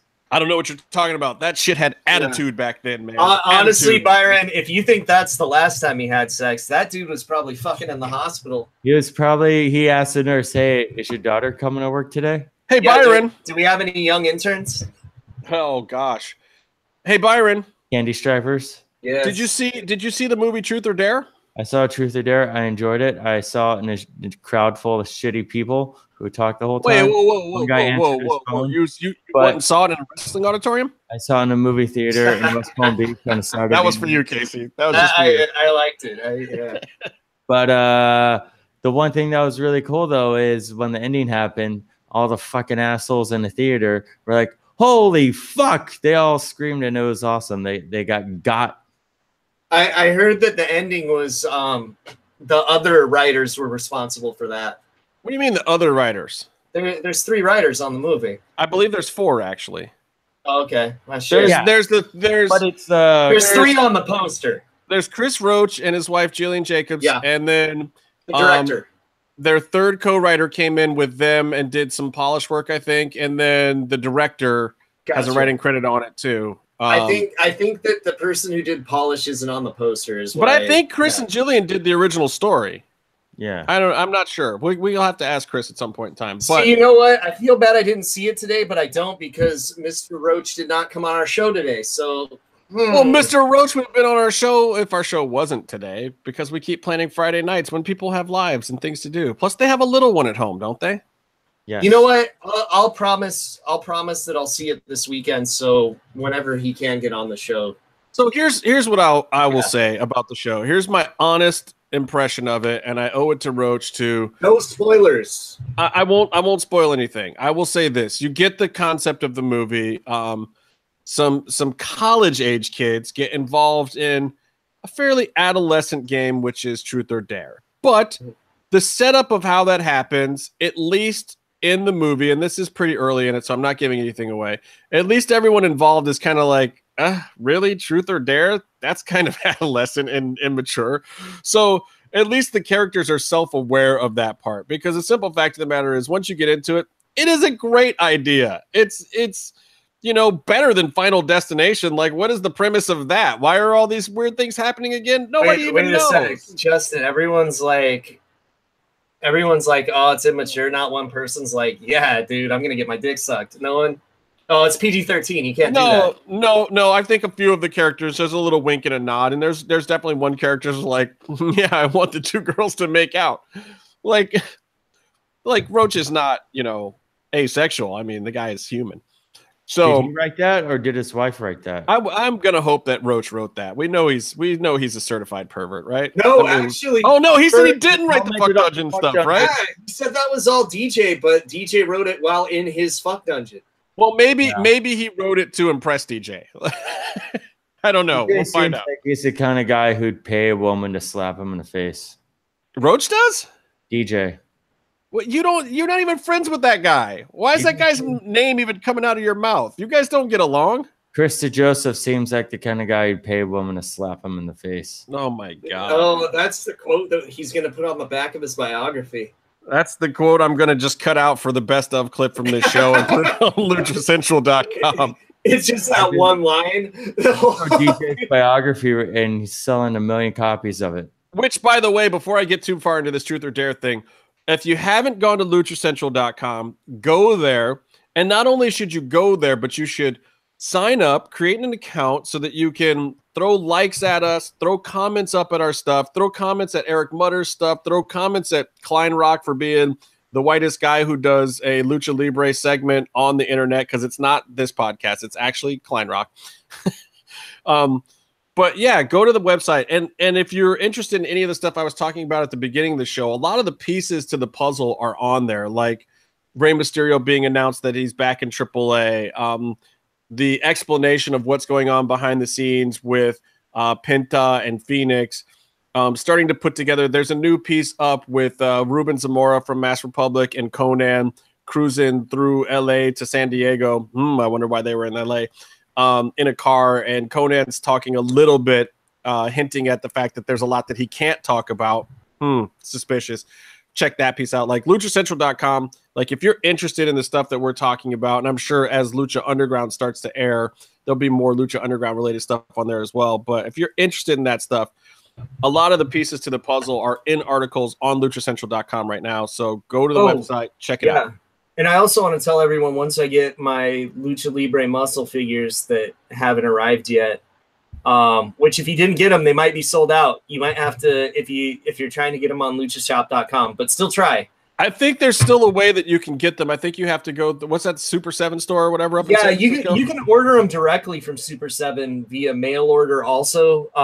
But Super 7 has stores in San Francisco and San Diego. But yeah, I ordered mine. I didn't get them yet. As soon as I get them, I'll either do a segment on the show or I'll do my own video and put it up on luchacentral.com, because I want to be their Pixel Dan and get like toys and stuff. So I think that's honestly, that would be your greatest contribution that you could possibly make to luchacentral.com. If you're the guy that puts over the toys, because you're the guy who likes toys. Yeah, I mean, it's either that or like talking about obscure monster gimmicks in Lucha Libre, like the time Leatherface came out to the Rock's music. But yeah. All right, so Truth or Dare. So yeah, Truth. It's basically, Byron, what is your real middle name? Is it in fact Harris? No, you're gonna steal my identity. You said Truth. What's your middle name, Byron? You don't know, Justin? Because I know what it is. Yeah, it's Harmon. Like Mark Harmon? I don't know who the fuck that is. He took the Y off. He took the Y off, first of all. It's Byron Harmony, Turk. And the reason, actually, it's Hermione. Byron Hermione Turk. It's because of his hair. Like, they knew even before Harry Potter came out that he was going to have the same hair as Hermione, and it's Byron Hermione Turk. Wait, why don't you go by BHT? BHT would be so much cooler than Byron or Mark Turk or Money Mark. BHT sounds a little too much like BTK for my here, so yeah. Really? Harmon is your middle name? Yeah. Hermione. Why did I not know that?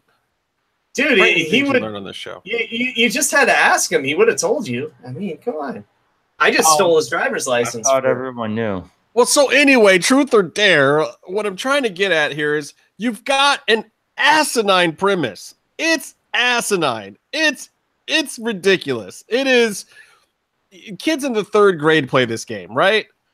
And all of a sudden, somehow, this game of truth or dare turns deadly.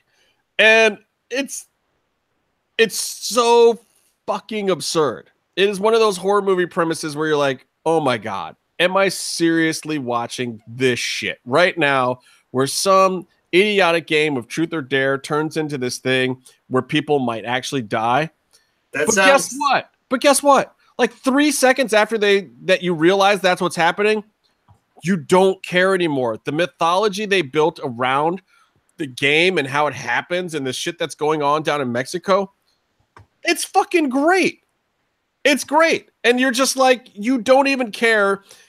Like by the end of the movie, you have completely forgotten. It is the exquisite art of the suspension of disbelief that is happening in this film. Because by the end of the movie, you completely forget the fact that you just watched the most ridiculous idea of why you would kill off a bunch of college-age kids. Like, hey man, I'm on board. I mean, shit. You're talking to a guy that owns Gourmet Zombie Chef from Hell on VHS. All right, like, come on. And that's the trick. The trick to a good horror movie is you get to a point where the premise of it has you either drawn in enough or you don't care enough that you can just start having fun with it. And you can just start playing with people's emotions, with their fears, with their humor, with their expectations of what they're going to see next. And Truth or Dare 100% nails that part of it to the point where they have taken the most completely asinine way of killing people ever in a horror movie and made it not feel ridiculous at all.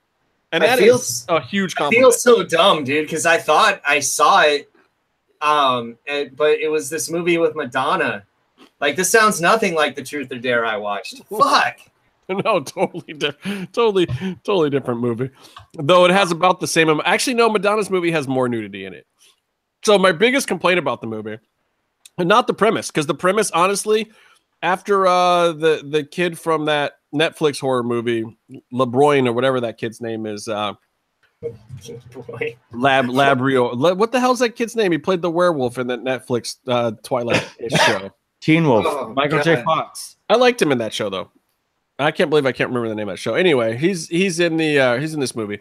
Anyway, so Hemlock Grove. Thank you, Hemlock Grove, and Eli Roth thing, right? Didn't Eli do that thing? I liked it. I watched the whole series. I liked the transformation in the first episode, and then just fell out of love with the show immediately after that. I don't know. I like the big burpy Frankenstein sister. Anyway, I was also watching True Blood at the time, and it was far superior to anything True Blood ever did. Anyway, so that kid, like, as soon as his part of this whole deal is happening and you're into the game and things are happening, the backstories are really compelling. The murders are not vicious enough for me, but this is a PG-13 cut of the movie. From what I understand, it was filmed to be a little more gory. I will spoiler one part of it for you, Casey. The very, very first scene of the movie is a great setup. It's a great cold open. You can tell on paper it's written perfectly. And it's a fire gag, but they cut away from it. And And they can cut away from fire gags. That's fine. If you cut away from a crushed head, that's when we're gonna have problems. well, there's a few things where it gets abbreviated. It feels like they let it go a little bit more further into the movie. But the really disappointing part about it for me was the fact that I actually know the girl that did the fire gag in that very first opening scene. I grew up with her. She's a good actress and also a stunt woman, and she did the whole fire burn thing, and then it's obviously cut down to get a PG-13. Shit, man. So she had to do like a body burn kind of thing, and it didn't get used. The full burn, full man. old school, real, no CG, full burn stunt. Straight up the burning status and shit. Oh, Yeah. man. She's a great actress, by the way. Her name's Lisa Katari. You can check her out and all sorts of stuff. You can hit her IMDb. She's done stunts and acting in a shit ton of fucking movies. That's awesome. Yeah, so yeah. And she's credited as an actress on there too. She actually has a little bit of speaking part. I think they actually cut a little bit of that down too because they kind of truncated the scene. But it's so well written to be a cold open. Like, I felt bad for Roach when I saw that because I was like, oh, this PG-13 rating killed your fucking glorious cold open, bro. Like, I felt bad because if you had started off with the shock factor of just melting a fucking lady's face, Yeah. that would have really kicked it off for what the movie needed. I hope that there's an R-rated or a stronger TVMA cut or whatever that they do for Netflix or DVD or something, because I think that is the one thing where I would say, damn, if they had just taken these few things a little bit further. But it looks like the movie's a pretty big success because from what I'm hearing, the budget was like $4 million or less. And you know, it was like, damn, it only premiered number 3 that weekend. But number 3 was still like $13 million or something. Yeah. Off a movie that cost $4 million to make? Holy fuck buckets. That's some real cheddar. I will say and it's great. Like, people were wondering, why is this being released now? Okay, you don't want to release anything this October because the fucking horror movie is sealed for this October. Don't worry. You know, it's not Get Out. Like, it's not some mind-blowing new concept with racial themes or anything. It's like just old-fashioned horror movie fun. And it was the perfect thing to be their follow-up for Blumhouse to just say, look, guys, we still do, you know, low-budget horror movies, but that look great and have good scripts with good writers. We still do this. We're ruling this game right now. You know what their next big thing is, right, Justin? What's that? The new Halloween movie that's coming out in October. Oh God, well, I'm sure that was a much bigger budget. Yeah, and what's amazing is they've shown a new poster of the new Michael Myers mask, which looks awesome. It's supposed to be an aged version of the first mask from '77. So basically, they took William Shatner's face now and made it into a new mask. No, but it looks like it because it's all wrinkled and cracked and shit, just like William Shatner. But I don't know. He's had a little bit of work, so maybe the new Shatner face wouldn't be so good. Yeah, it would look a little too tight. But yeah, I mean, it's not like the full Kenny Rogers, but it's tight. Right. Yeah, they did a good job with that. They also secured John Carpenter to do the score for the movie, which is awesome. And what's really cool about it is this is a direct sequel to the first Halloween. And some people are like, wasn't that what H2O did? H2O was a direct sequel to Halloween 2. So this is cutting out all the dumb shit from Halloween 2, where Laurie Strode was revealed to be Michael's sister, which I always hated. So can they go back in time and make Jamie Lee Curtis that hot again? Actually, she is supposed to be. She's a grandmother in this movie. Can they go back in time and erase people reminding us that Jamie Lee Curtis used to have a penis? No, I'm sorry. She's a very nice lady, Justin. Jesus. Wow, Justin, you threw this out there and Casey isn't going for it. It's weird. Well, I'm sorry. I just used to work for the production I used to intern for the production company that's somewhat responsible for this movie. So he has an opportunity to talk about penises, and he's declining. I completely kid. I have no idea if those rumors about Jamie Lee Curtis are remotely true, but I always thought she was hot, even if she did actually have a penis. See, this seems like a recurring theme, though. But that's neither here nor there. Beauty is subjective, Casey.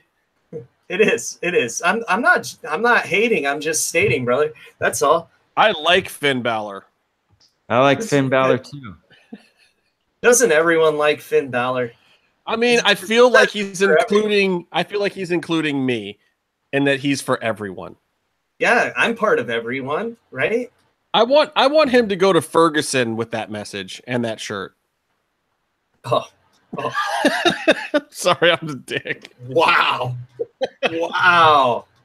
Finn Balor is for everyone. Oh, wow. You know, I haven't watched much on the WWE network that's new, except for the new something else to wrestle with Bruce Pritchard, which is cool. I mean, they basically just are doing what we're doing right now, like with this stream, but they're putting it on the WWE network. It's not like professional cameras or anything either. It's webcams. Okay, wait. Paulie Cross here has some numbers for us. He says Truth or Dare is at $22,475,415, and it cost $3.5 million to make. Does Roach get back end? Because if so, I'm pretty sure he needs to throw a Mass Mats and Mayhem 100th episode party. Hey, and that's only 10 episodes away. No, I actually have a wrestling promotion for him to invest in, if that's the case. Wang, right? Wang. Wrestle Arts New Generation. Wang. W*ANG, Wang. And you know what? It's going to be great. We'll give him a gimmick. You know, I'm going to be Sharpan Joe, the Freddy Krueger knockoff, because we don't have copyrights for that shit. He owed the Sharpan Joe, right? Yeah, no, I don't own the Sharpan Joe. No, it's your son of Sharpan Joe, right? No, I'm just gonna be Sharpan Joe. I'm kind of old, Justin. I don't know if you noticed, but I'm a little old. You can't be the Sharpan Joe. I want you to be the Sharpan Joe Jr. We're gonna let Chris Roach be in there because Chris Roach is a hoss. You know, he's a big dude. Can he bump though? Can he bump? I know DJ can bump. I've seen EVW. EVW can at least sell even if he can't bump, but can Roach bump?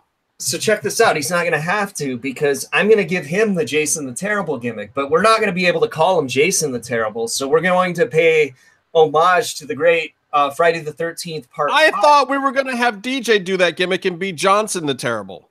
No. You see, he's going to be Roy the Terrible. It's going to be like part 5 all over again. And it's going to be amazing. That's actually really funny. Yeah. So, okay, we're going to have Sharpan Joe. We're going to have Roy the Terrible. You know, we'll probably have... Do people watching this show even get this stuff, Casey? Probably not, because no one watches the matches I fucking suggest on Twitter ever. You know, we're going to have Pleatherface. He's going to be great. That could be you. You could be Pleatherface. It'll be great. I'll be Pleatherface. Yeah, you can wear pleather because it's vegan, and you can talk about how like you like salad and shit. And it's for everyone, damn it. It is. Pleatherface is for everyone. Jay Butson says Wang is for everyone, and oh, how right you are, Jay. That's gonna be You know what? I just hired him for our marketing team. That's it, Jay. Start coming up with stuff for us to put on T-shirts. Wang is coming, but don't forget, there's a little asterisk in between the W and the A. Yes, like Wing, and it makes it impossible to search for on YouTube on the PlayStation 4 YouTube app because it doesn't great! So we've got a promotion that we can't promote. I love it. Yeah, it's great. Maybe we can get that banned from the Lucha Underground subreddit too. It's okay. I'll start the Wang subreddit. See, what sucks is it's probably already taken. Knowing Reddit, Byron, knowing Wangs, how much people love Wangs on Reddit. Byron, do you subscribe? Silence is confirmation. I don't know Dirty. Where he went. I don't know where he went. Maybe he got pizza. He's taking care of something for me. Oh, he's dropping a deuce. I just told him to take care of something for me. He's taking care of it. I mean, did you see the look on his face? He looked so constipated. I just texted him. I was like, Byron, if you got a shit, just go, man. And you're killing the whole show with your fucking ugly face vibes where you look like the whole time. He looks like he's just turned inside out. This is why once again hockey is a horrible sport. No one should play hockey. I'm just surprised that it's not just completely falling out of his loose butthole. Is this going to make the best of? I thought Byron said his sock still had elastic.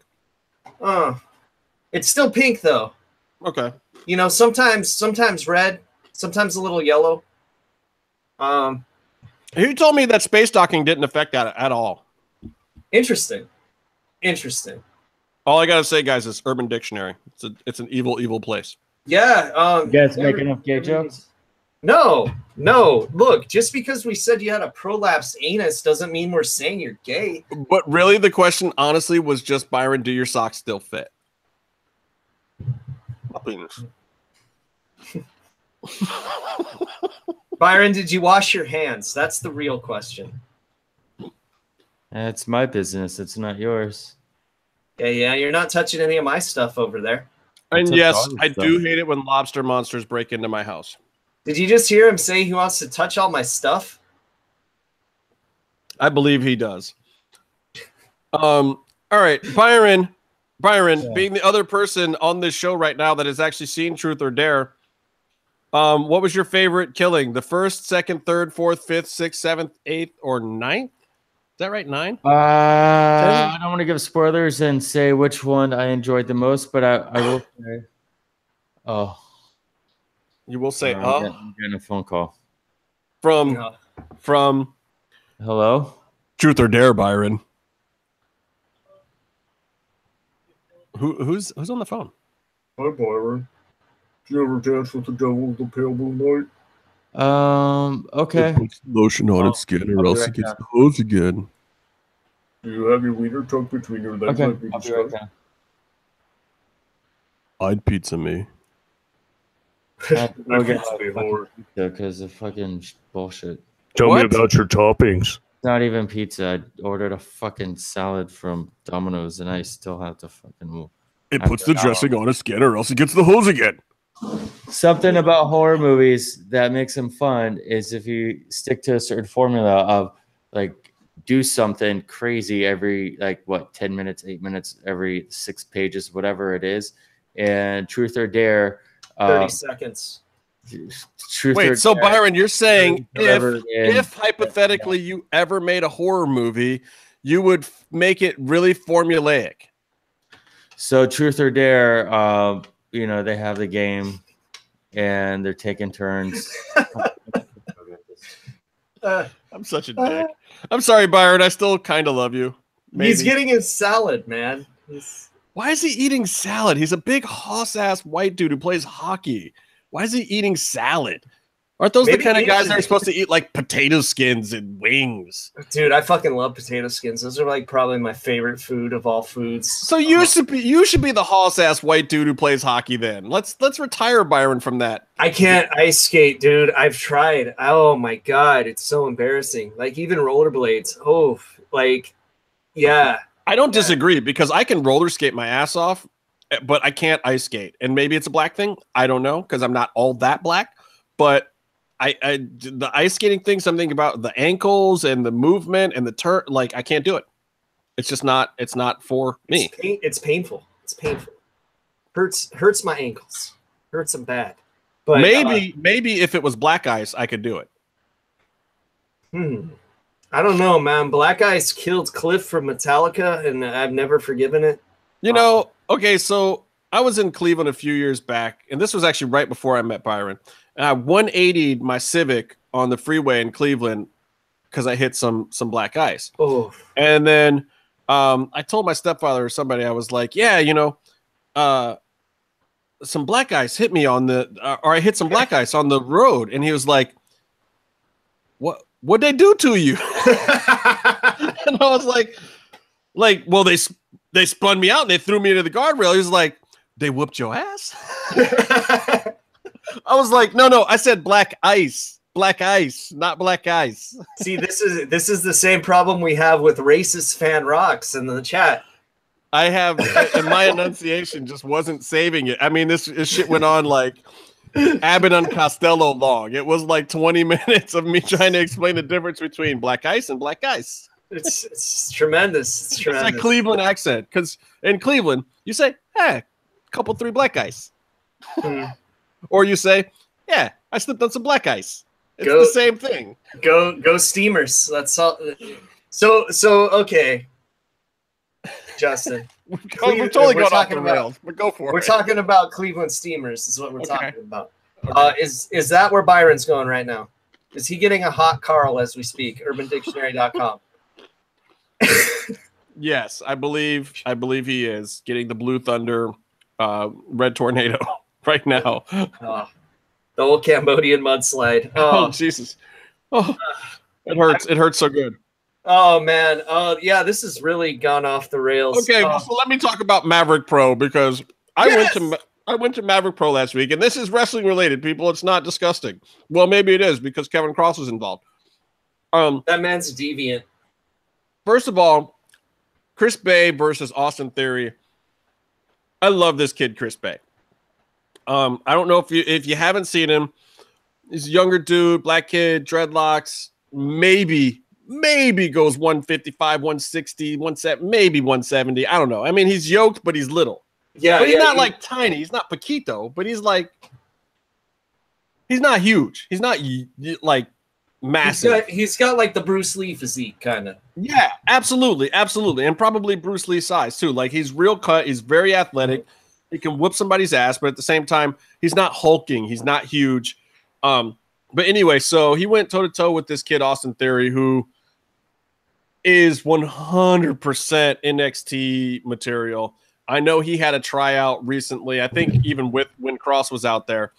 And I think he might go to WWE and do developmental, but absolutely meant to be there. You can tell that's where he should be, maybe on an Impact or something like that, but just shouldn't even be bothering being an indie guy to me. Like just has that whole like put him on TV kind of thing. Austin Theory, look him up. Good kid. So anyway, they're kind of in the middle of the card. Chris Bay and Austin Theory go at it. And the last Maverick Pro I've been at, Chris Bay went to town with Willie Mack. Nice. And went over on Willie Mack. And it was fucking barn burner, tore the house down, amazing match. And Katarina, their women's champ at Maverick Pro, also all of her matches are good. She knows how to sell. She's just fucking good at pro wrestling. Yeah, and that's Winter. Katie Lee / Katie Lee Burchell / Winter over in TNA, and now she's on the indies as Katarina. Yeah, she's always been an excellent wrestler. Like I remember when they first signed her for WWE, she had a lot of buzz behind her for being like good technically. Yeah, and I'd hate to lose her off some of these great indie shows that I go to, but at the same time, she's one of those people that I think has refined it so much now. Like she'd be really good going to NXT and then coming back onto WWE TV that way.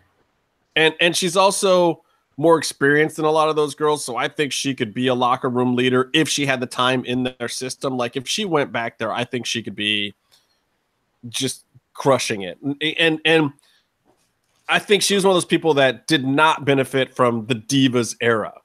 Right. I think she needed to be outside of that system. And now that we're in the era of women's wrestling, she is a woman wrestling and she's doing a great job. People who do TV should really be looking at her. She's got a great look. She can perform and she's a locker room leader. And she can act too, because she's been doing some movies. Dude, she was in one that's awesome, and I'm forgetting the name, and I have to look it up. I believe she's at Katrina's Infamy on Twitter. So tell her you heard about her on this show. She's great. But anyway, so this Chris Bay kid absolutely fucking kills it with Austin Theory, and Chris Bay in Maverick Pro in their storylines, he has the cash and carry, which is kind of an equivalent to Money in the Bank kind of thing. Oh, dude, yeah, that's right. She was in Karate Kill. That movie's awesome. I have to watch that. Karate Kill. Can I get it on Amazon since you seem to know everything that's on Amazon? I'm pretty sure it's on Amazon Prime, actually. I think that's where I watched it. Karate Kill. All right. I got to watch that. I watched Boone recently. Loved it.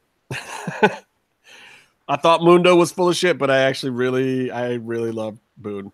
It was everything that I love about early 2000s syndicated action television, except in a movie. The great cinematic masterpiece known as Karate Kill is on Amazon Prime streaming. All right. I know what I'm watching tonight. You guys heard it here. Watch Katarina's movie, Karate Kill, on Amazon. Yeah. So Chris Bay, Austin Theory, tear the house down. Great match. Love those guys. And keep in mind, Chris Bay is finding ways to do the appropriate amount of flippy shit for a smaller indie in a room where if you stand on the top turnbuckle, even a guy his size, his head will be touching the ceiling. Oh man, I really don't like that. PWG was like that. They're in the Moose Lodge in Burbank, though. I mean, smaller than PWG, but they're gonna do some bigger venues too. But it's a great venue for them, and honestly, having that low ceiling for a promotion like this is good because it keeps you invested in the matches without having to focus on flippy shit. And so many indies right now are just focused on flippy shit, but guys are getting over, and guys who do flippy shit stuff, like Ugly Ducklings were there. Those guys do flippy shit stuff all the time. Bunch of other great indie performers that do flippy shit were there, but it like reins you in and it makes them focus more on telling the goddamn story of the match, which honestly, I see enough flippy shit. I could be at PWG tonight if I wanted flippy shit. Mm-hmm. You know, I'd rather go to Maverick Pro and see good storytelling instead of just random fucking matches. Like, you're going to give me pro wrestling. You're going to do it in a small environment. You got, you know, it's sold out in the place, but you got captive fans who are there because they're true wrestling fans. You're going to a fucking Maverick Pro show in the Moose Lodge. You like pro wrestling. Mm-hmm. So, okay, Justin, you didn't tell me this was just in freaking Burbank, or I would have gone. Damn it! Oh my God, I tried. I did say come to Maverick Pro, but I did not say that it was in Burbank. Yeah, they did the last two at the Moose Lodge. They're doing another one on May 5th at the Moose Lodge. Okay, where's the Moose Lodge? Is that over on Hollywood Way, or am I thinking of American Legion or something? Over by Fry's? No, it's actually on Burbank. It is close to Fry's. It's a little south of there. Yeah, it's not that far from the 5 at all. Nice. It's like right off the 5, because actually when I went home, I actually went over to the 5 and then back down to the 101 because it was faster, and I was going West Valley. I've got a lot of friends that live in Burbank that would like to go to something like that. Well, May 5th is your next opportunity, nice. And then after that they have a big show coming up the following month, and they have not announced the venue for that yet because I think they're going to bring in some ECW superstars from back in the day for that one. Nice. They're working on a bigger show, I think, for that month, but I think they're going to have to get out of that smaller place because they've been selling it out. They actually, from the 2 shows that I saw that were 2 or 3 weeks apart, they had to add 3 more rows of chairs to get everybody in there this time, which they did. That's awesome. So, Kevin Cross is their champion. Oh, hell yeah. So, and he was in a match with Keith Lee and why am I drawing a blank on the other guy's name? I don't know why I'm drawing a blank on his name. I'll look it up. But great match. Kevin, however, was coming out of his battle with Willie Mack at House of Hardcore WrestleCon weekend. Yeah. And anybody who watched that, and if you haven't watched that, go and watch that match. Actually, go and watch that whole show because it's really good. And you will be real fucking surprised at Swoggle on that. If you haven't seen Swoggle, Jesus Christ, that kid he's not even a kid. He's a grown-ass man. I mean, but not entirely a grown-ass man. Anyway, the moral story is grown-ass man. Yeah. He can wrestle. Like, who fucking knew? You didn't know when you saw him on WWE. Like, he had some spots, but that dude can wrestle. Oh yeah, there's some highlights on my Twitter, the @JustinHarvey75, of some of this stuff that happened. So is JT Dunn, Keith Lee, Killer Cross, who's no longer Kevin Cross, by the way. Don't call him Kevin anymore. Please don't call him Kevin. I made that mistake. I called him Kevin in a public place. I don't want to say what happened, but it wasn't pleasant. He's Killer Cross now, guys. Or Tollman, or Mr. Cross, or... Just call him Sir. Just call him Sir. Sir's good. Yeah. Please don't hurt me is also accepted, I think. Yeah. Anyway, Kevin comes in with a legit broken freaking rib.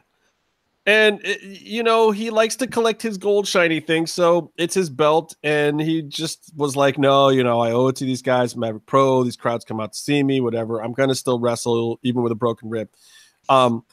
They played his music at the beginning, and he didn't come out. And I thought, like, I had been texting with him, and I had talked to him a couple times. I thought legit, like, Cross just wasn't going to wrestle. Like, he got there, thought he was going to wrestle, and then he was like, oh, wait a second, guys. This is real jacked up. I really shouldn't be doing this. It's stupid. You know, keep your money. I can't do this. I thought for sure that's what happened. And maybe he was second guessing it because Keith Lee comes out, JT Dunn comes out, and they're just about to say, well, fuck it, I guess these two guys will go, but maybe not for the belt. We don't know. You know, they're a small promotion. I don't think they have a lot of contingency plans in place. Mm-hmm. Then I think Odie, the ref, ran out to the back to see what was up and came back and said, give it a minute. And then Cross came out. He's taped up. I don't know if the tape was just a fucking gimmick for show or if that was really helping him in any fashion, but I know that legit lower rib on the left side broken, fractured, you know, all wrestling hype BS aside. I know he said he had like 3 fractures and a broken rib, but he has one that is legit fucked up. So he comes out and he still wrestles. I mean, he wrestles like he's not broken.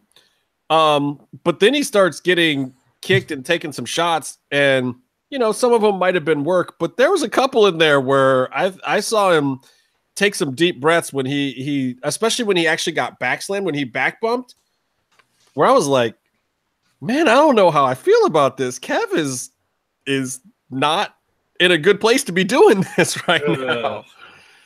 Like, it was one of those things where I was legit kind of like, ugh. And B-Boy earlier in the night had done just a great sell out on the floor, where you were like, damn, is he hurt? Is he not hurt? But like in a wrestling world, this was some shit where I was like, I don't know if this is in a wrestling world anymore.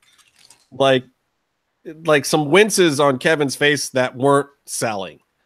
So I was kind of like, shit, man, this sucks. And he's got Keith Lee there, and I know he's really excited about that. So he's going, he's going toe to toe. He's battling these fucking guys, and Cross retains. Cross finds a way to retain. Yes. But by a very rare and random disqualification. Even though he got his Saito Slam in, he got some big moves in.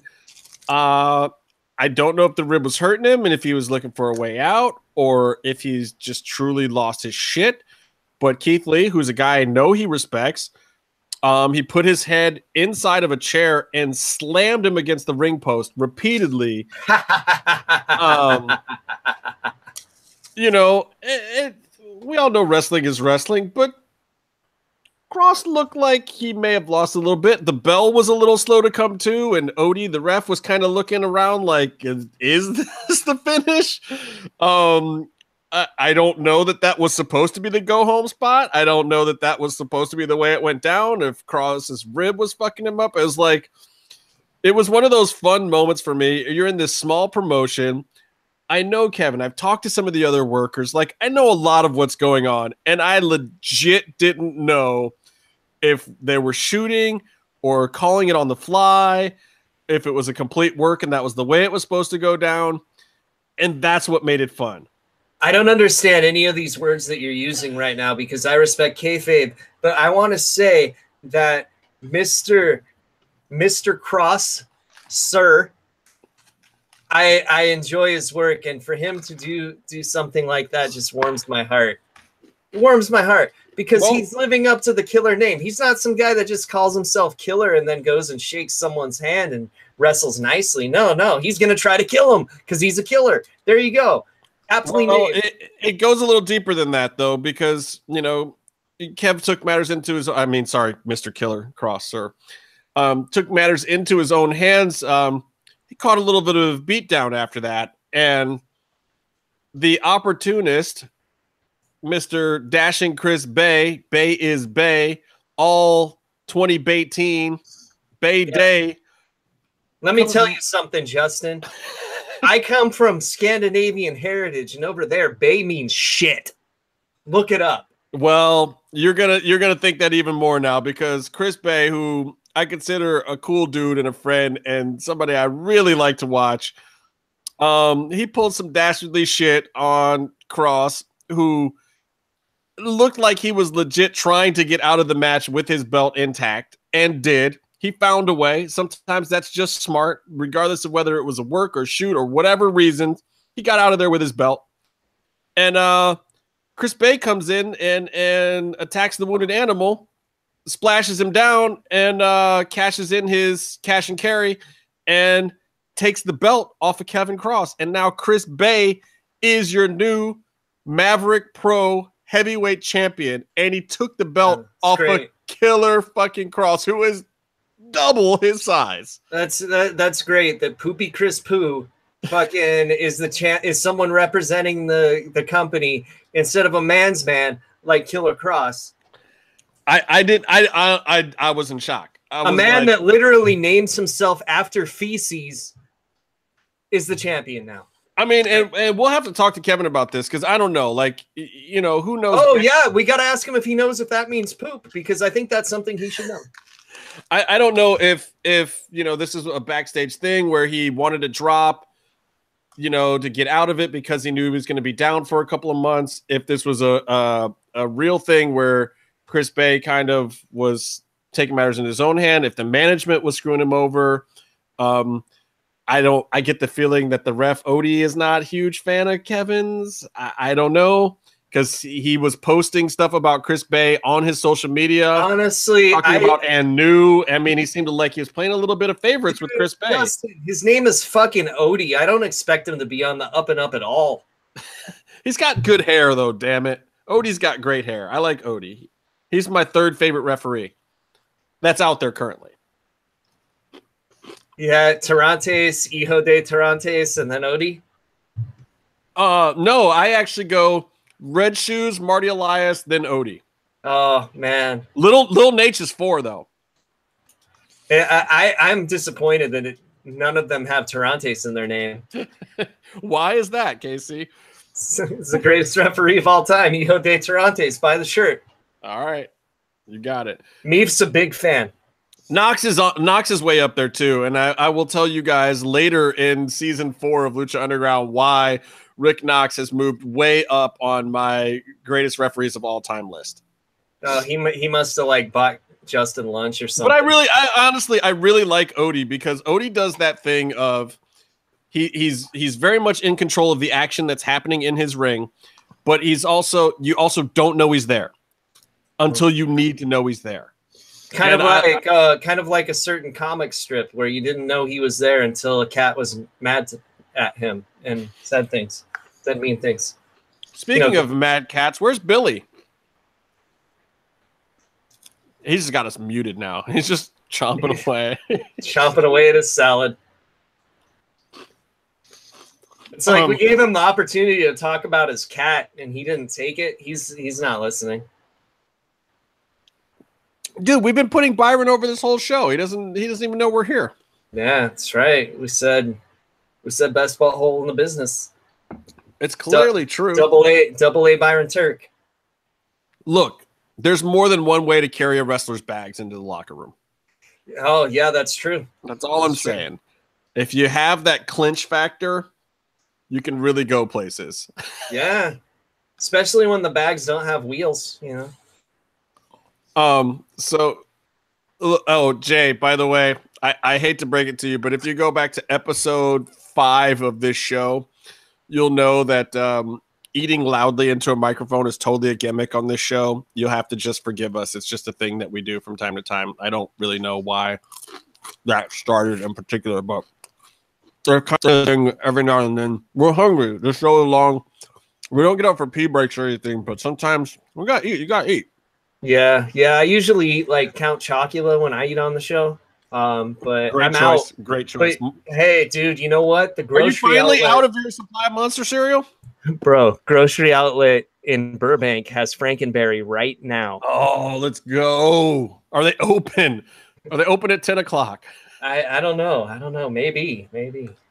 So I was bummed. I talked to Kev after the show. He was really happy with the turnout. He was happy that the crowd enjoyed the proceedings and the whole show. It was, again, Maverick is crushing it for a small show. I mean, we're talking small shows. And they don't have like millions to throw around. Like, you know, with the size rooms they're filling up, they're only going to be able to bring in like 5, you know, name guys every time, but they're bringing in really solid up and coming guys, and it's fun to watch. And the storylines and the writing are better than what you get at most small shows. So I've been really, really happy with it. Anyway, and Cross is there, you know, Cross is the homie. So it's fun to get out and support. I don't know if he's going to be there May 5th or not. I hope he is. And if he is, dear Lord, I like Chris Bay a lot, but I feel I'm worried for the man's life.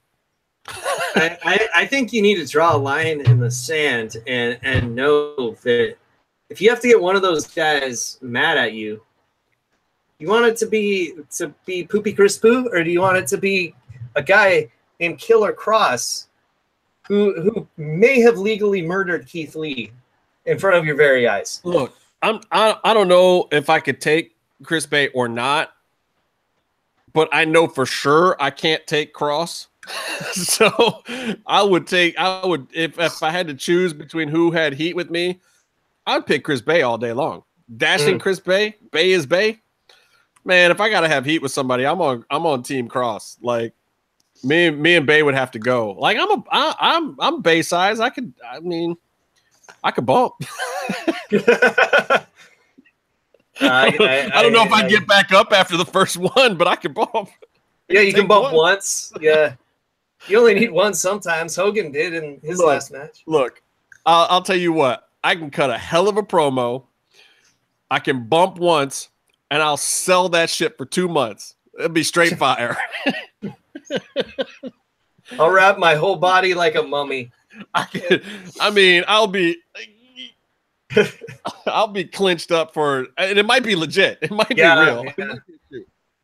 I could barely move furniture without suffering for a week. You know, thank God dudes can't jump off the fucking top rope too much you know what's cool though? When somebody actually does come off the top rope in the Moose Lodge or whatever it is,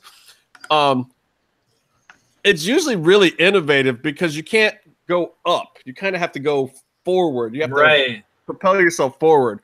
And one of the ceiling tiles, Keith Lee and JT Dunn did a spot in that match with Cross where Keith Lee takes him up and then slams him down. And chunks of the ceiling actually came down too. You can see it in the video I have on my Twitter. Freaking amazing. They literally brought the roof down. They tore the roof down in that motherfucker.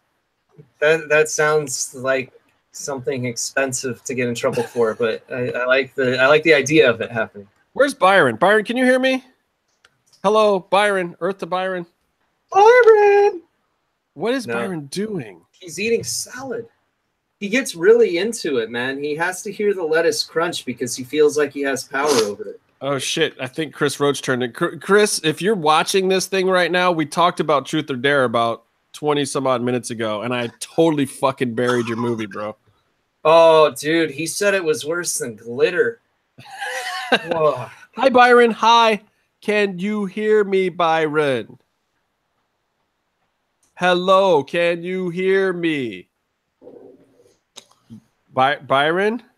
I think it's time. We just sign off for Byron Fever. This is Be Cool and Stay in the Mix. God damn it, you murdered that. That's so awful. I wanted to ask Byron about one fucking thing and then we can get the hell out of here. Stay mixy. Don't be Hi, Bay. Byron. Bay means poop. I am texting you, Byron.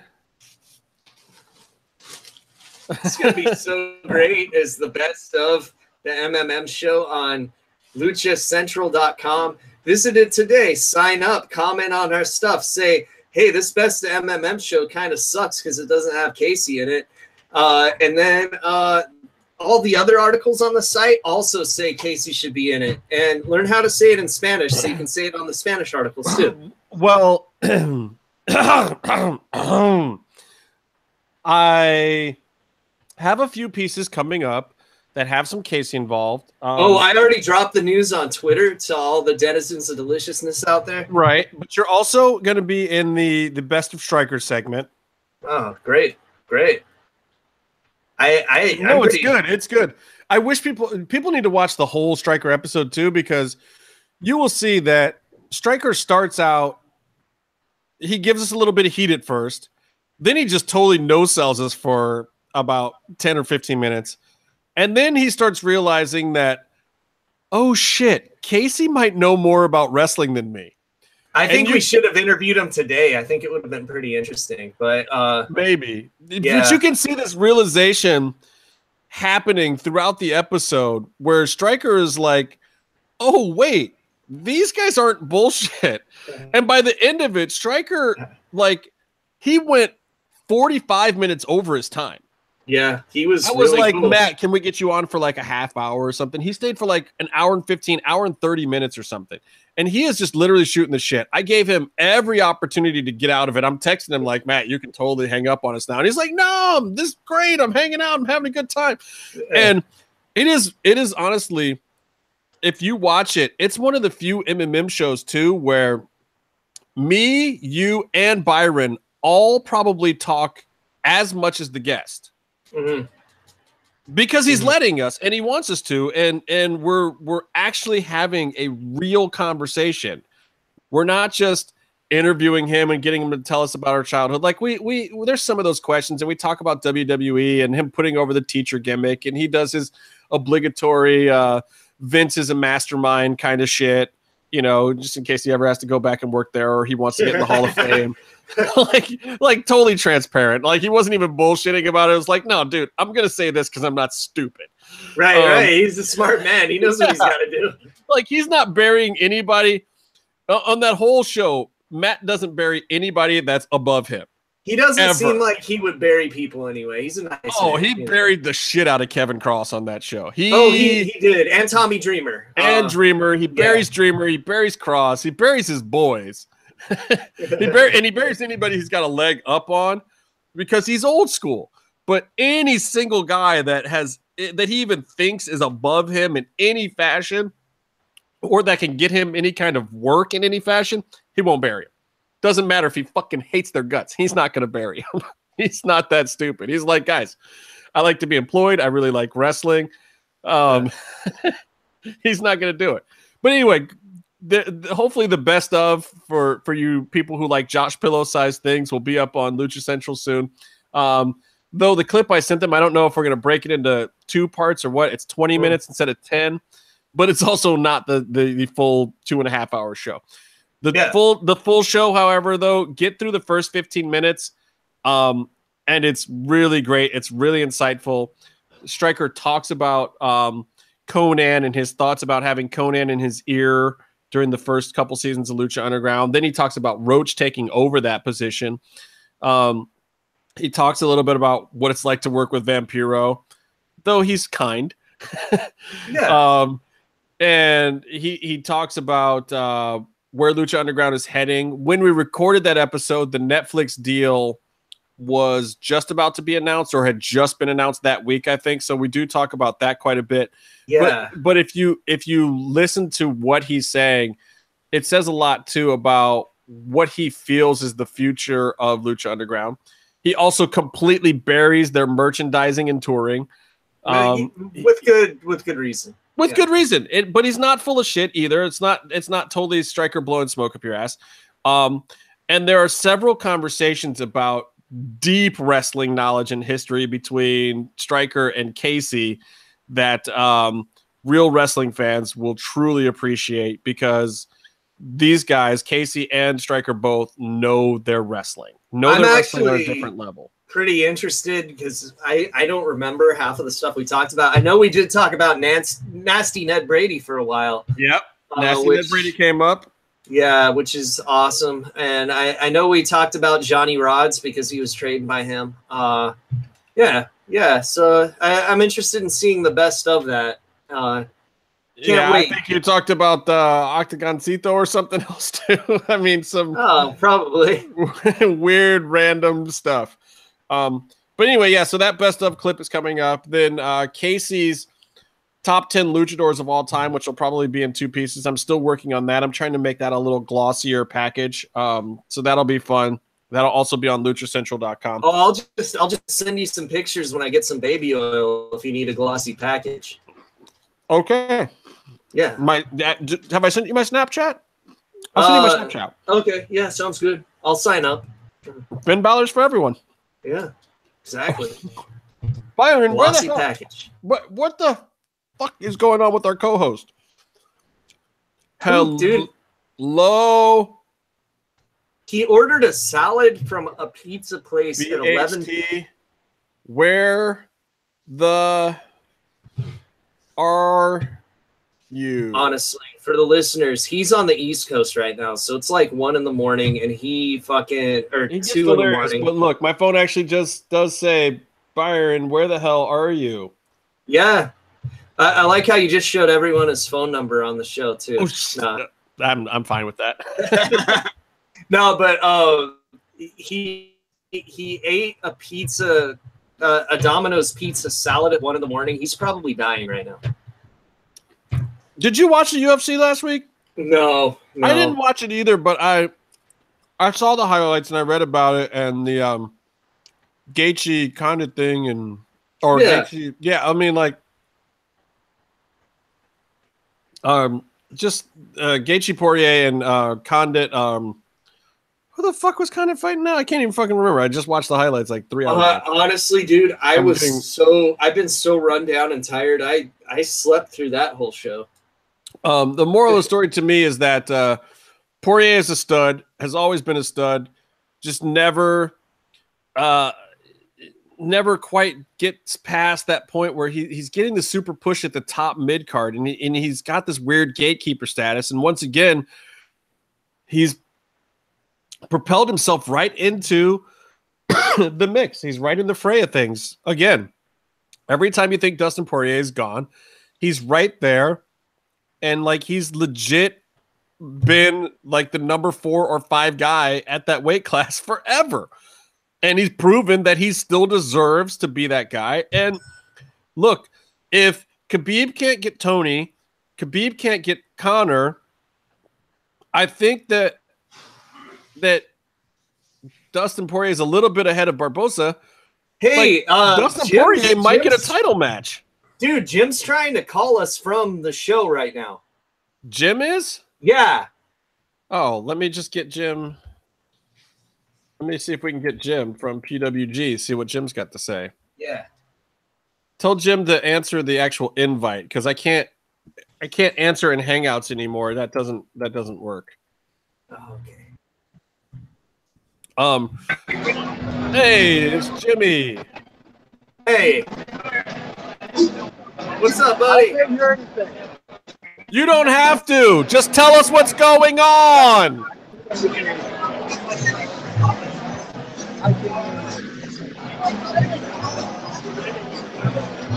If I just smile and thumbs up, will Jim know? Hey.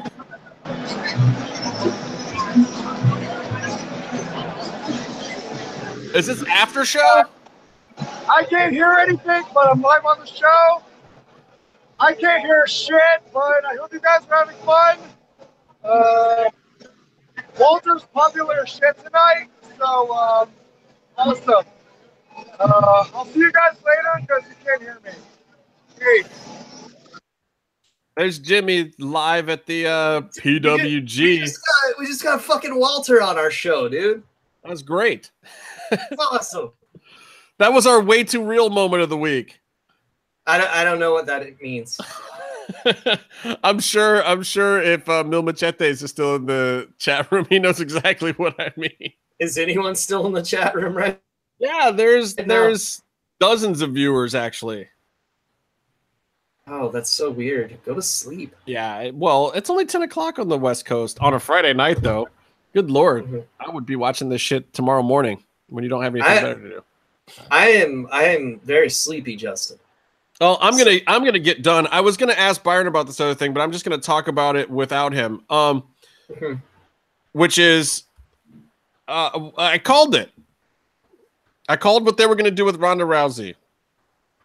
Nobody else knows this, but we have our little DM going where we're talking about things. And usually me, Flo, wanting to have sex with Phantasma. Let's not mince words. Well, at least, I mean, every time he says something, we say, Meatloaf, that secretly means you just want more Phantasma panties at your house, doesn't it? And he just says hello and we say that. Yeah. I believe it's aloe, but yeah. Hello, mate. But I don't know if he's actually saying hello when he says that, or if he's saying he wants to rub aloe on Phantasma. It could be both. Yeah. Could be both. And my other question is, does he have the same affinity for Cuerno that he has for Phantasma, or is that a different thing? I think it's some kind of sandwich fantasy. Interesting. Yes. So he wants to be hunted into the ooh la la. Yeah. Right in. He was telling me about it, not so much with his words, but with his eyes. And, it basically like the scene from Ghost, but instead of like the sculpture, a penis. Wow. Yeah. All these things are frightening and most likely true. So anyway, the thing that I had said in the chat room was we were talking briefly about Ronda Rousey. I think we were speculating on whether or not she should have a boob job and whether Alexa Bliss had a boob job or something else. And I had said, I guarantee they're going to end up putting her with Natty and they're going to start as friends and work into some kind of stupid fucking feud. And sure enough, this week with all the superstar shakeup shit, next thing you know, who's right next to each other? Fucking Ronda Rousey and fucking Natty.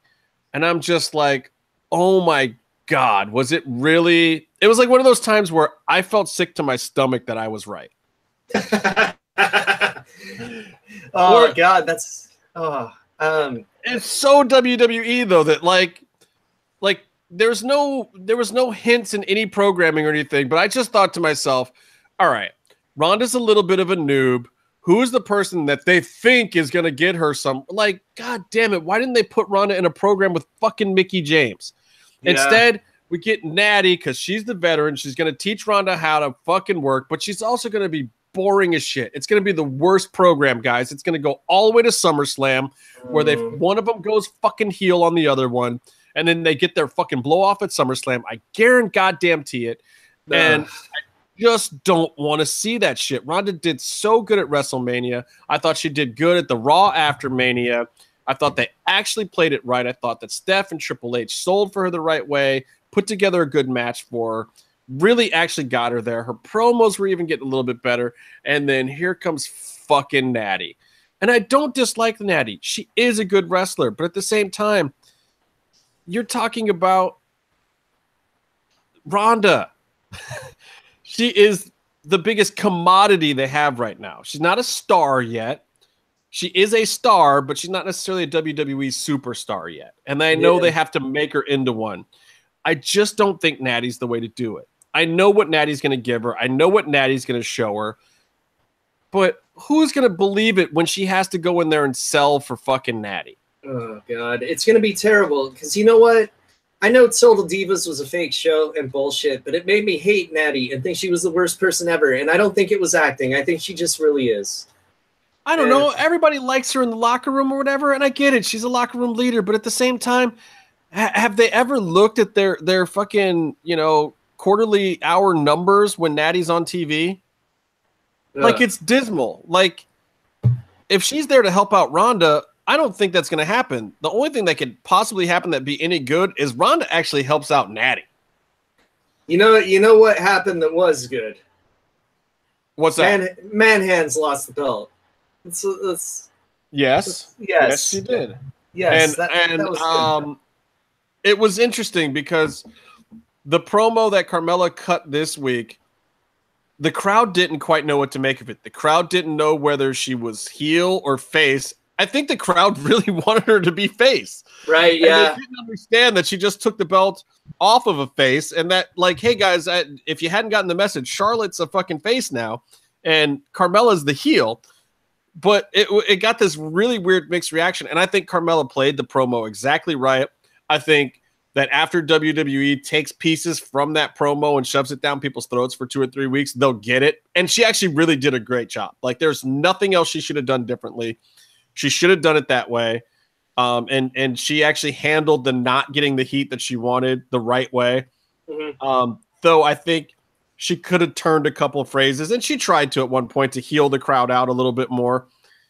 But I think that Carmella is going to do really, really well. I don't think she's going to be Alexa Bliss, but I think that they should leave Carmella heel, don't turn her face, let her keep doing the promo, let her keep working the angle and the gimmick the way she's doing it. A couple of weeks of that, and she's going to be a super strong heel champion with a lot of people there and available to chase her down. I just want her to be more successful in life than Big Cass. I don't think it's too much to ask.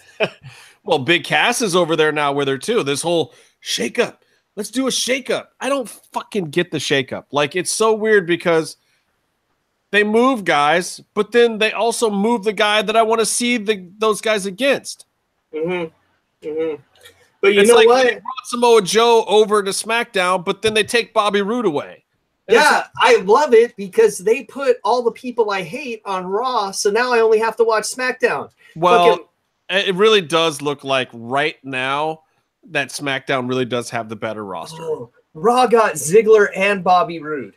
Yes. Yeah. Yes. And sent Miz over to SmackDown, who I think is really one of the top heels in the game right now. Raw got Jinder Mahal. Yes. Yeah. Thank you.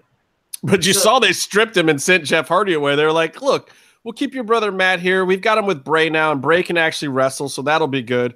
And Jeff, since you can actually wrestle, you can go to SmackDown. Yeah, he'll have his Intercontinental run. It'll be great. And that's not a diss on Matt Hardy, by the way, guys. I actually really love Matt Hardy. I just like his matches, the actual work of the matches is the same and has been for 13 years. It's exactly the same layout.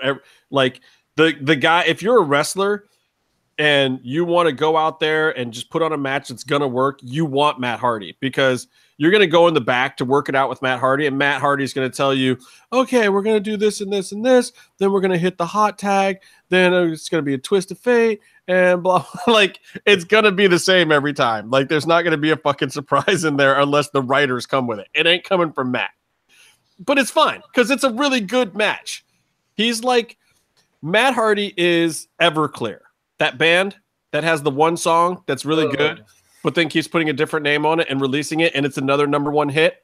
That's Matt Hardy. They're all #1 hits, but it's the same fucking song. Oh, God. That's being really mean to Matt Hardy because he's way better than Everclear ever was. But I get your analogy. I do. That's just mean.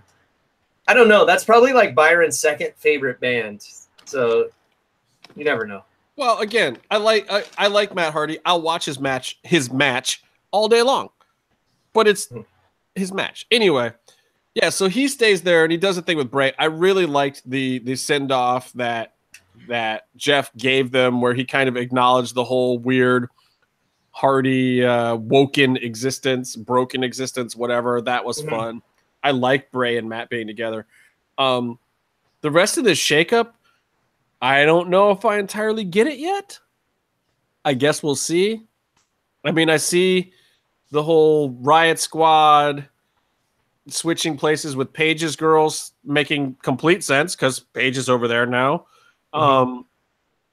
Paige has got to do a little less Ronda on her manager gimmick.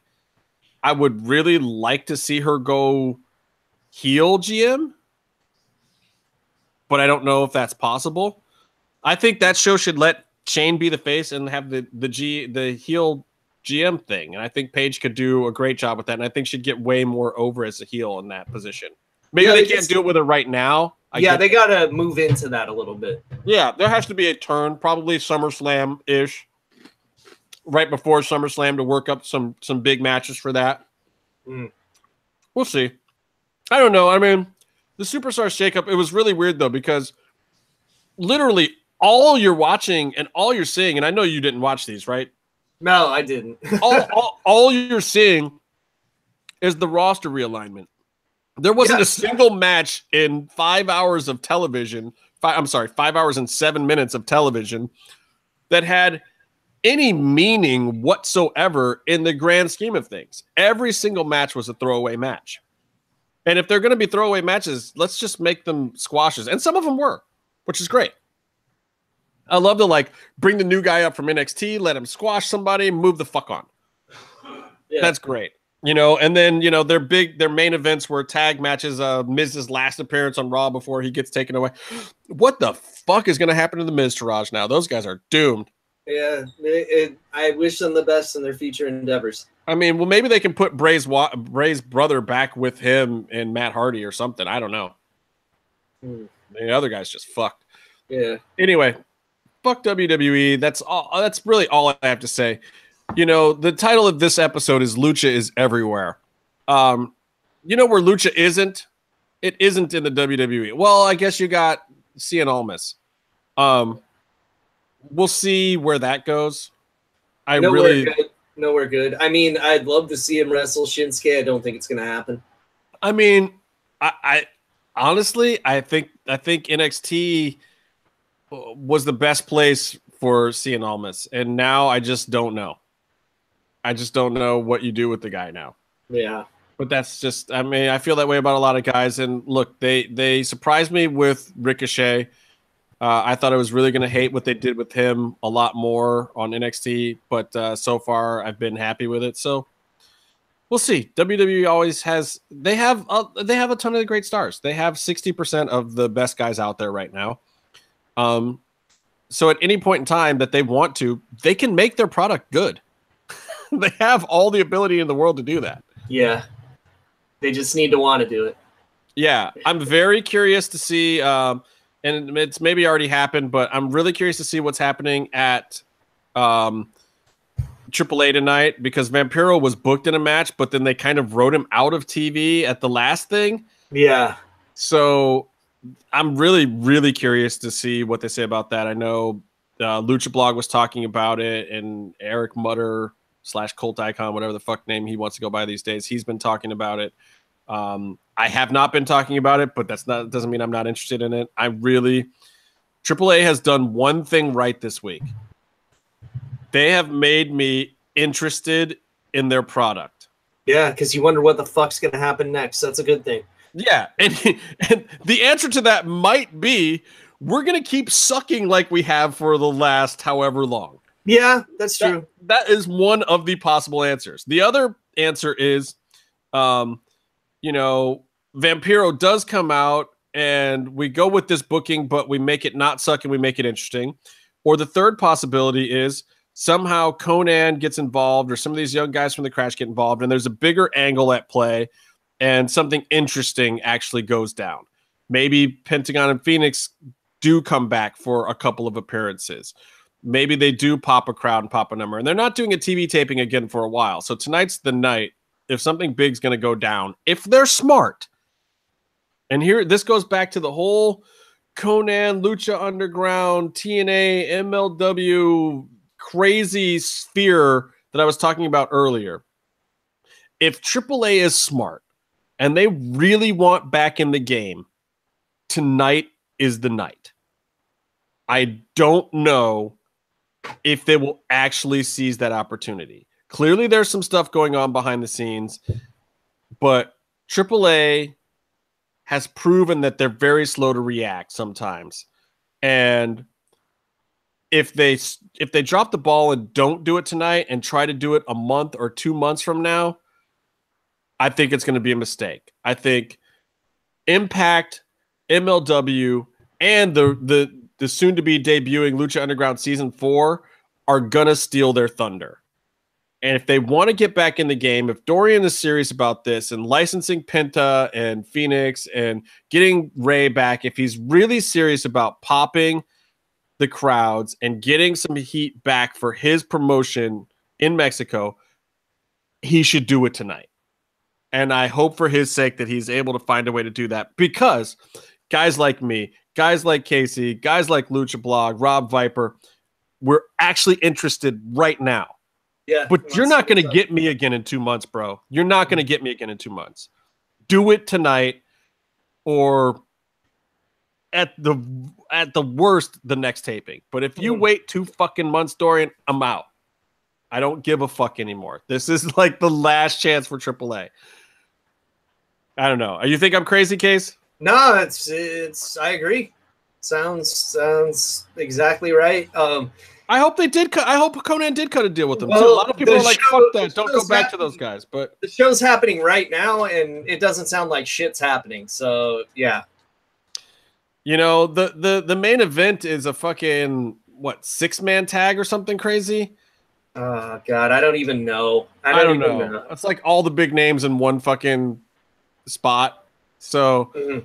my hope is that there is something bigger beyond that. That they do have an angle. That they do have a play. We'll But see. you have all the big names in one match. That's where you do the angle anyway, right? So you just gotta wait. Or you got the Vampiro match that's a couple of spots down from that. It's what Vampiro and Wagner versus Blue Demon Jr. and Son of Wagner, or Wagner Jr. or something. I think one of those couple of matches. Sounds like a goddamn train wreck, is what that sounds like. You know, and Wagner's so fucking good. Get him out of that spot. Like, put him back with the rest of the guys at the top of the card, please. I mean, I like him feuding with his son because it really has been putting his son over huge. But yeah. Well, and we'll see. Like, you know, whereas Conan is trying to get ready for another Fair World Tour, Vamp's been on his Fair World Tour for a year now already, and we need to see where it's going. Like, if Vamp is going to keep doing this, he needs to make the angle be actually about him instead of jumping into other people's gimmicks. Like, make the angle be about you. Make it be about your farewell tour. Get out there, do the damn thing, then maybe finish it off with a big match with Wagner, and then be done. And be happy with it that you went out on top in a great spot. You booked it yourself. You had the last little run. But these little things where it's like it feels like he feels stuck inserting himself into the angle because they've lost so many guys and they don't have enough fucking heat. You know, and he's not incorrect in the fact that he's one of the guys that still gets a big pop, but it's such an afterthought. Like, if you're going to do it, bro, fucking do it. Like, I'm a Vampiro fan. I want to see you do it, but I don't want to see a half-assed version of you inserting yourself in other people's gimmicks. I want to see the gimmick. I don't care if you're broken down and you can't go like you used to go. There's a ton of wrestlers that I watch that because they have a nostalgic memory for me, I'll give them the benefit of the doubt, even if they're broken down a little bit. Who gives a shit? It's wrestling. Go out there and tell me a story. But getting tagged on to some gimmick after the fact is not telling me a goddamn story. No, and I could see where they could tell a good story, like have him kind of turn on Dr. Wagner, but then eventually do something so horrible to him. It's what gets the father and son to reunite because he like feels bad for his dad getting murdered by a vampire. Like, that could work. I'm absolutely fine with that. Yeah. But I think realistically, your best hope is you get Vamp finishing the end of his victory lap, passing the torch to Conan, whatever the fuck you want to call him. Let them feud it out for a little bit, then let Conan go on his victory lap and end the whole thing off for both of them a year from now. You know, if they do that, that works for me. And I would love to see it happen in AAA. As much bullshit as they put us all through in the last couple of years, I almost feel like, I still want to see them get their last chance. I'm a true American in the fact that I believe in stupid redemption stories, even when I shouldn't. I'd love to see AAA get its last chance. And I also feel like those motherfuckers owe it to me. Like, please, we have suffered through some god-awful shit the last year especially. Can you please give us some hot-ass fucking angles? That's it. Just asking for just a couple of months of a hot-ass angle. Even if it's Conan's old ass. Even if it's Vamp's old ass. Even if it's Wagner's old ass. Like, but give us the angle. Like, give us something that actually matters and fill out the card. Bring in the guys from Tijuana. Get some of these dudes back from Crash. Beg fucking Conan to send Penta and Ray back. Give us something in the middle of the card. Bring Cross back and let him finish his goddamn storyline that got truncated. Yes. Any of these things. Any of them. There's 10 of them to choose from. All they got to do is pick 3 and run with them. That's all I'm saying. Dear God, please, AAA. Like, CMLL it has been better for the most part for the last year, obviously. But I think they've kind of run their course. This is not going to be the hot time of year for them. AAA has a real opportunity, and it's today, literally right now, as we're speaking, over on Twitch. Go there and watch it now, because I don't have shit else to say. You got anything else to say, Casey? Nah. Go to sleep, motherfuckers. Go to sleep, or go watch AAA on Twitch, or go watch MLW on BN Sports. Or watch Karate Kill on Amazon Prime. Watch Katarina's movie, Karate Kill, on Amazon Prime. Go and look at my Facebook or my Twitter, and look at Cross's Twitter. See some of that shit from Maverick Pro last week. Cross also was on House of Hardcore this week. If you go to the very end of the Twitch broadcast, he tells a real-life story. And I've heard a few of these kind of stories from Cross. I had not heard this particular one. But I know it's a shoot, and there's this thing about Cross. Like, he's a legit fighter. Like, the guy legit knows MMA, kickboxing, has done some stuff in the ring that he doesn't even like to talk about. And I know when he's pro wrestling, one of his biggest worries in life is that he's going to fucking potato somebody the wrong way one day. He does not want to fucking hurt somebody too bad one day. He's actually afraid of how psychopathic he actually is. This story that's on the end of House of Hardcore just exemplifies that. It's frightening. It's horrifying. It's a little bit funny. It's very, very real. And I think it's a very true sentiment from Cross that you're not going to get later when he appears in Impact or Lucha Underground or WWE or wherever the fuck he ends up in his career, because he's going straight to the top.